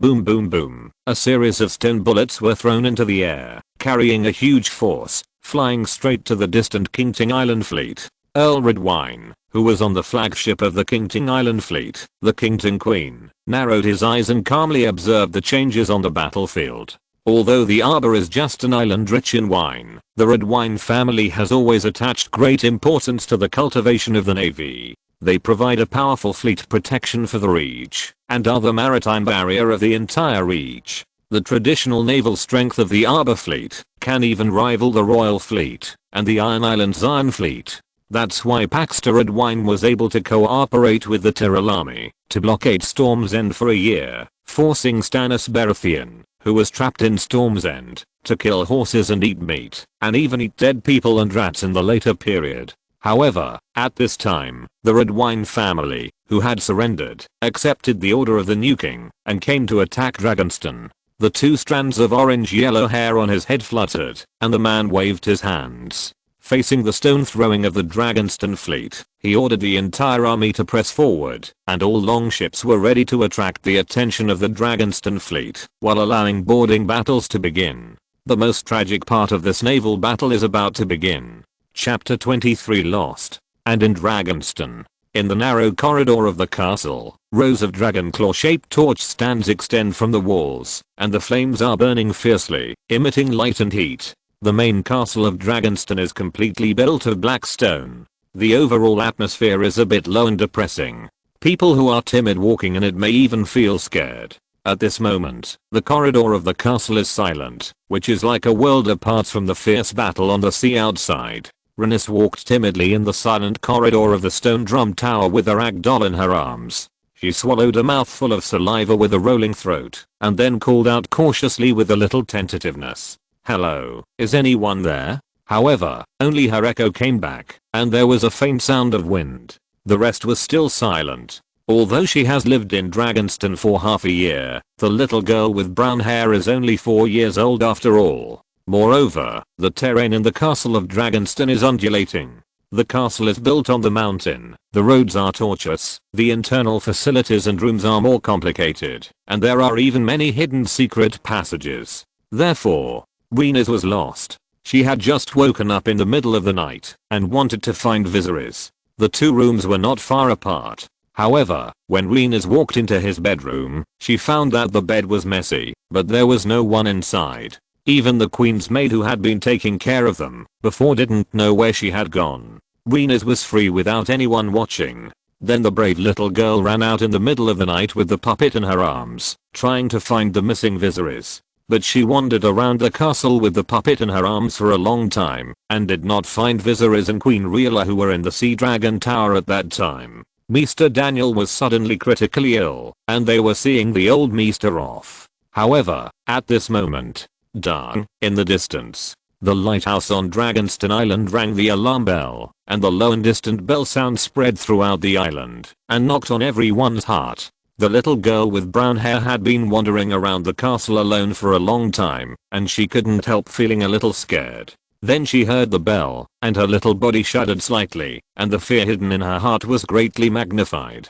The little girl bit her lips tightly, and dared not make a sound, then ran all the way back to her bedroom, hiding in the quilt. Then she got lost miserably. Except for the places where the lights were on in the castle at night, other places were immersed in darkness, far less than the wide field of vision during the day. And because of her young age, Rhaenys was also strictly guarded on weekdays, and she rarely had the opportunity to go out at night. Now the situation was like coming to a strange area. Fortunately, the little girl with brown hair was braver than other people of the same age. She was not scared to cry directly, but her eyes were slightly red, and tears were rolling in her eyes. One little hand supported the cold wall, curled up and hugged the doll in her arms, listened to the sound of the wind constantly coming from her ears, and then groped forward. Hover flame above her head, swayed gently with the cold wind blowing from nowhere, and the shadow of the girl cast on the opposite wall also twisted slightly.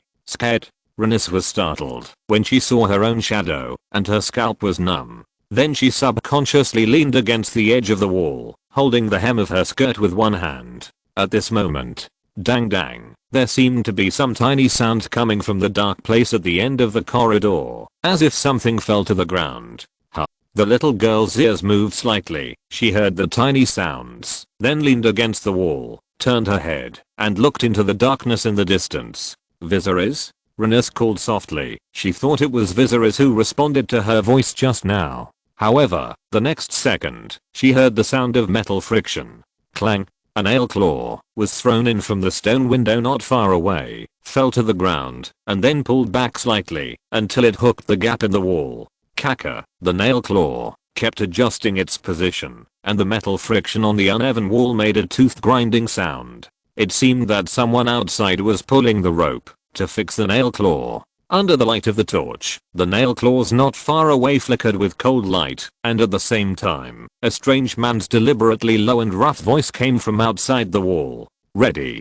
Good. It seemed that they were whispering something, and then the voice was blown away by the wind.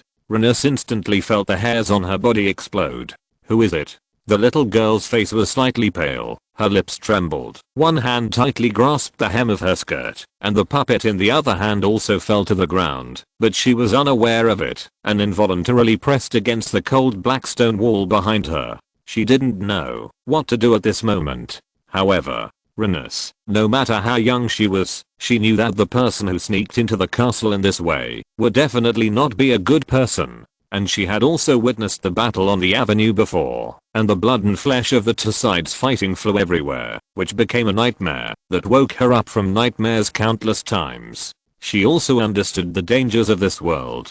Renis certainly didn't want to die. But then she heard the sound of people outside pulling ropes to try to climb up, and it seemed to be getting closer and closer. What should I do? The girl was terrified. A thin layer of cold sweat oozed from her forehead. Her brown hair stuck to her skin. She turned her head left and right and looked around. Then the little girl thought of a quick solution. She stood on tiptoe and pulled the door handle, trying to open the door of the next room and hide inside. However, the door seemed to be blocked by some debris, and Renis did not open it immediately. But the sound from outside was getting closer and closer. Renis's panic reached its peak, and she felt her legs were a little weak. Then she gave up pulling the door, and turned around and ran. Crash. The waves kept hitting the reef. A long ship sailed on the dark sea without any lights, and then quietly approached Dragonstone Island. Then everyone packed their weapons, and abandoned the ship and went ashore. They were a group of mercenaries from the southwest coast of Essos, located in the disputed land between the Tyrosh and Lies, and were hired by the Iron Throne. Earl Redwyne knew nothing about this. Robert Baratheon hated the Targaryens to the core, and vowed to wipe out these evil dragon offspring. However, he did not completely trust Paxter alone. At the same time, he split his troops into two groups, and bribed a team of members from a small mercenary group from the East Continent. He commissioned them to find an opportunity to sneak onto Dragonstone and kill Viserys and Queen Rhaella. And now, after receiving a huge deposit from King Robert, this group of mercenaries finally seized this opportunity and took advantage of the Targaryen fleet to sneak onto the coast of Dragonstone when the fleet of the Arbor was out in full force to fight against the fleet of the Arbor. The nail claws scratched 3 shallow white marks on the uneven stone wall, and the moonlight outside the window was pale. The next second, a burly figure appeared on the stone window, with a sharp battle axe on his back, which flickered slightly in the moonlight. Chapter 24. The Courageous Group. Not far away, Renis, who was hiding in the corner on the other side of the corridor, saw this scene, and couldn't help but tremble slightly. An emotion called fear spread throughout her body. She thought of the nightmare half a year ago. 2 teams of people were fighting in close proximity in front of her eyes. The blood and the grin were like a silent drama repeatedly played in her mind. Then she woke up suddenly in the middle of the night, sweating profusely. But Rena still resisted the urge to scream at this time. She was smart enough to know that she couldn't make any sound at this time, otherwise something terrible would happen. The little girl with brown hair curled up her small body and hid in the corner at the end of the corridor, covering her mouth with one hand and even breathing carefully. Her face was slightly flushed because of holding her breath. Not far away, the man who jumped into the castle from the stone window was a man with dark hair and a face covered with weird oil paint. He was tall and strong, standing up like a mountain, wearing thick leather armor, carrying a huge battle axe on his back, and wearing a tattered helmet with a dent on his head. He smelled bad all over. He was the first member of the mercenary group to climb up from below. Although he was tall, he was unexpectedly flexible. Although the castle of Dragonstone was by the sea, it was built on the top of the mountain, relying on the mountain terrain. Not far away was a volcano that was emitting white smoke all day long. To get up from the direction of the stone window, you need to climb a very tall and steep cliff. Normal people have almost no way to pass it. Viserys was locked in the house and had no idea of escaping because he didn't want to fall to his death. Because of these reasons, there were not many guards on duty here, and tonight was a special situation. The guards were also attracted by the battle on the sea. So this group of crazy mercenaries seized this opportunity and sneaked in. And people who have been licking blood on the edge of a knife for a long time are naturally very cautious. After the man jumped into the castle, his breathing was still a little heavy. It seemed that the climb just now had consumed a lot of his physical strength.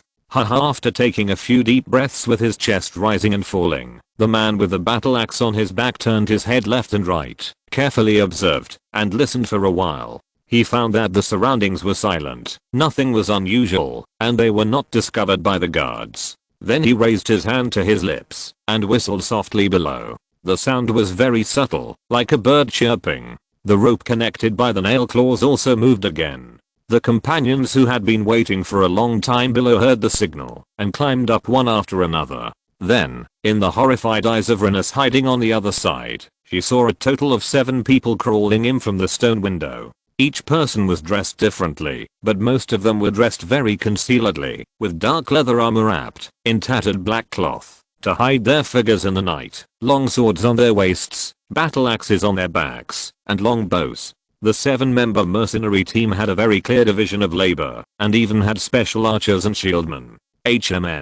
At this time, one of the men who came up with his hair wrapped in a black turban and a strange oil paint on his face, found the puppet that Rhaenys had just dropped on the ground. Then he bent down and picked it up from his face. "Hey, Langdon." The man was the leader of this mercenary group.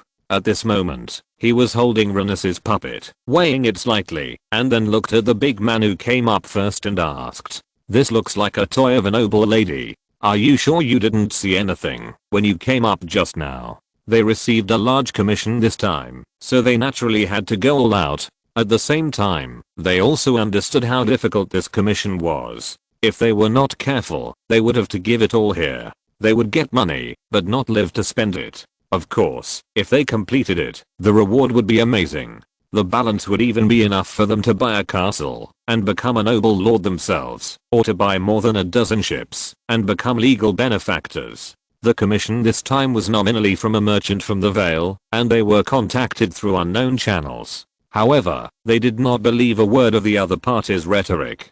How could an unknown merchant from the Vale want to spend such a huge price to take the lives of the Targaryen remnants? You know, when this astonishing figure was first said, they almost couldn't believe their ears, and they thought the other party was a liar. However, it was not until the merchant from the Vale readily took out a bag of golden dragons as a deposit and told them that the remaining balance would be collected after they completed the task and brought the heads of Leela and Viserys to collect it, that the mercenary group really believed it. After that, the mercenary group conducted many tests and realized that the real owner behind this sum of money was the Iron Throne from Westeros. The king who had just sat on it and but was not yet warm wanted to completely eradicate it and leave no future troubles. And there seemed to be a little shadow of Lannister in it.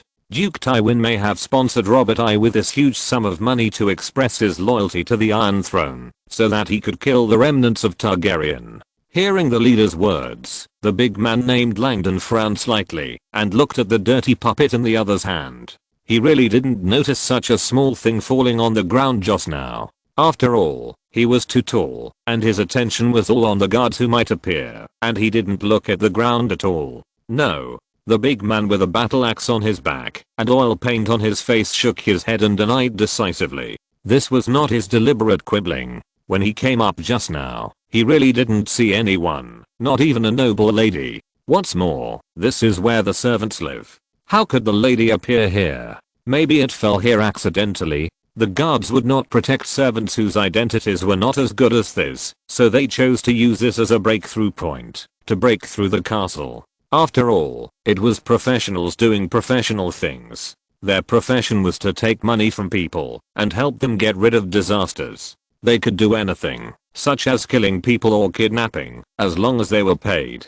Their professional ability was extremely outstanding, otherwise they would not have been selected by King Robert's envoy. Really? Hearing his companion's words, the leader's brows relaxed slightly and then nodded, not taking it too seriously. He was just asking casually. At this time, click, a subtle sound suddenly came from the corner of the corridor not far away. Chapter 25, Depression. The naval battle outside was still going on. Viserys had already put on a small leather armor tailored for him, with metal plates wrapped around key parts such as his chest and wrists. He was holding a short sword in his arms, which was also tailored for his height, and looked like a large sewing needle. Slender, thin, and sharp. The silver-haired boy stood on a stool and leaned on the windowsill to watch the naval battle in the distance. The stone bullets wrapped in kerosene streaked across the sea in the night. The ships that had already started the boarding battle were burning with blazing flames, swords flashing, weapons clashing and fighting, and the shouts of soldiers on both sides were deafening. Viserys could even hear some of them vaguely from such a long distance, and with the sea breeze. However, at this moment, he didn't know why he was a little upset. He always felt that something bad was going to happen, but he didn't know why. Perhaps he was waiting for the judgment of fate. Even if he knew the result, he didn't know whether his arrival would change history. Yes, he had changed history. Since Kevin Lannister died in his hands, the trajectory of this world has begun to change. He may now regret his impulsiveness. He wonders if Lannister, who claims to pay debts, will launch a crazy revenge. If he had been hiding in the carriage at the time and had no help to assist Sir William, perhaps he would have agreed to Kevin's request to stop here. And if he did nothing, they could also escape to Dragonstone according to the trajectory. But if he did nothing, would nothing really change? Viserys watched the longship burning on the sea completely sink into the sea. Countless soldiers from both sides screamed and fell into the sea and struggled hard, but it was useless. He was a little dazed. He knew very well that everything was made up of probabilities. Maybe even if he did nothing, or even never came, everything would happen again, and the trajectory would change differently. What's more, if he really did nothing, he would be crowned with a molten gold crown in the future, or die in some other way. He didn't think the Baratheon family would let him and his unborn sister go. However, when he thought of this, he thought of the fact that his sister's birth was destined to take his mother's life, and his inner irritability became even stronger. After more than half a year of getting along, he has truly integrated into this world. His mother, Queen Rhaella, is really good to him, and he doesn't want to lose his mother. However, Viserys has no way to ask his mother to abort his sister, or to tell her that the child in your belly is destined to take your life. He can only try to make his mother happier and relieve his inner depression, but Viserys' efforts do not seem to have much effect. Even though Queen Rhaella forced herself to smile in front of her son, everyone could see the deep sadness in her eyes. Heart disease is difficult to cure. The death of her husband Aerys and her eldest son Rhaegar has become a pain that is difficult to resolve in Rhaella's heart. The silver golden hair was slightly curled and blown away by the sea breeze, and Viserys lay alone on the windowsill holding a sword. Then he sighed slowly. On the other side of the Dragonstone castle, HMM. This subtle sound was particularly clear in the silent corridor, and the eyes of all the mercenaries present were attracted. Is there someone? The leader of the Courage Corps narrowed his eyes slightly, and then there was a flash of sharpness and cruelty in his eyes. He slowly pulled out a dagger from his boots and held it in his hand. Then he turned his head and looked at the axe-wielding man who came up first. The other party was also a little at a loss. He was sure and had just denied that there was someone here, but he was slapped in the face in an instant. However, the leader of the mercenary group did not care too much about these. Then he leaned against the black stone wall, his shadow swayed slightly, holding a dagger, and carefully moved towards the dark corner step by step. If there was really someone hiding there, then the other party would be in big trouble. Although the main purpose of their trip was to kill the remnants of Targaryen, if someone was seeking death, he would not mind sending him a little further. The corner of the leader's mouth showed a grim smile, and the dagger in his hand flashed coldly. The figure was getting closer and closer to the corner in the dark. He thought he could even hear the other party's nervous breathing. At this moment, he had already walked to the dark corner, but suddenly heard a faint cat's cry from the other side of the corner. Is it a cat? The cruel smile on the leader's face rose. He was stunned for a moment with the dagger in his hand. The other 6 mercenaries not far behind him were also slightly stunned, and then they breathed a sigh of relief, especially the big man with a battle axe on his back. It seems that this is a misunderstanding. There is no one hiding in that corner, but a small wild cat accidentally entered and made a noise. Now the misunderstanding is resolved. However, the leader of the mercenary group held the dagger tightly and decided to confirm it again for the sake of caution. Then he pressed his body against the wall and slowly stuck his head out. A bloodshot eye appeared on the other side of the corner of the corridor. The lights in this corridor were not very bright, even a little dim, and a torch was lit at a distance. In the dim light, a pure black kitten was sitting under a bonsai. With a pair of green eyes, he saw the man's head sticking out, and his bloodshot eyes. Then he tilted his head slightly. Meow, he made another confused cry. It's really a fucking cat. The leader of the mercenary group saw this scene and walked out directly, cursing. At the same time, he was slightly relieved. Their raid was very dangerous this time, and he didn't want to cause trouble. However, what he didn't see was that next to the little black cat, behind the potted plant, there was a small figure curled up, trembling with nervousness. Princess Rhaenys was born beautiful, but her forehead was slightly protruding. When she wanted to slip away just now, she accidentally hit her forehead against the wall and fell on her butt. At that time, Rhaenys felt that she was really going to die, but fortunately, Balerion appeared in time. The little girl hid behind the potted plant and shivered, begging the other party not to find her. And Rhaenys's prayer seemed to be really sensed by the 7 gods in the sky. After the leader of the mercenary group confirmed once again that it was really a cat that made the noise, he did not really argue with the cat. Instead, he turned back and returned to the other companions. The misunderstanding was completely resolved. End of this chapter. Thank you very much for reaching the end. Don't forget to like. Looking for more exclusive content and immediate access? Subscribe to our Patreon. Remember, every like, subscription, or donation encourages us to continue. Thanks to everyone. See you in the next video.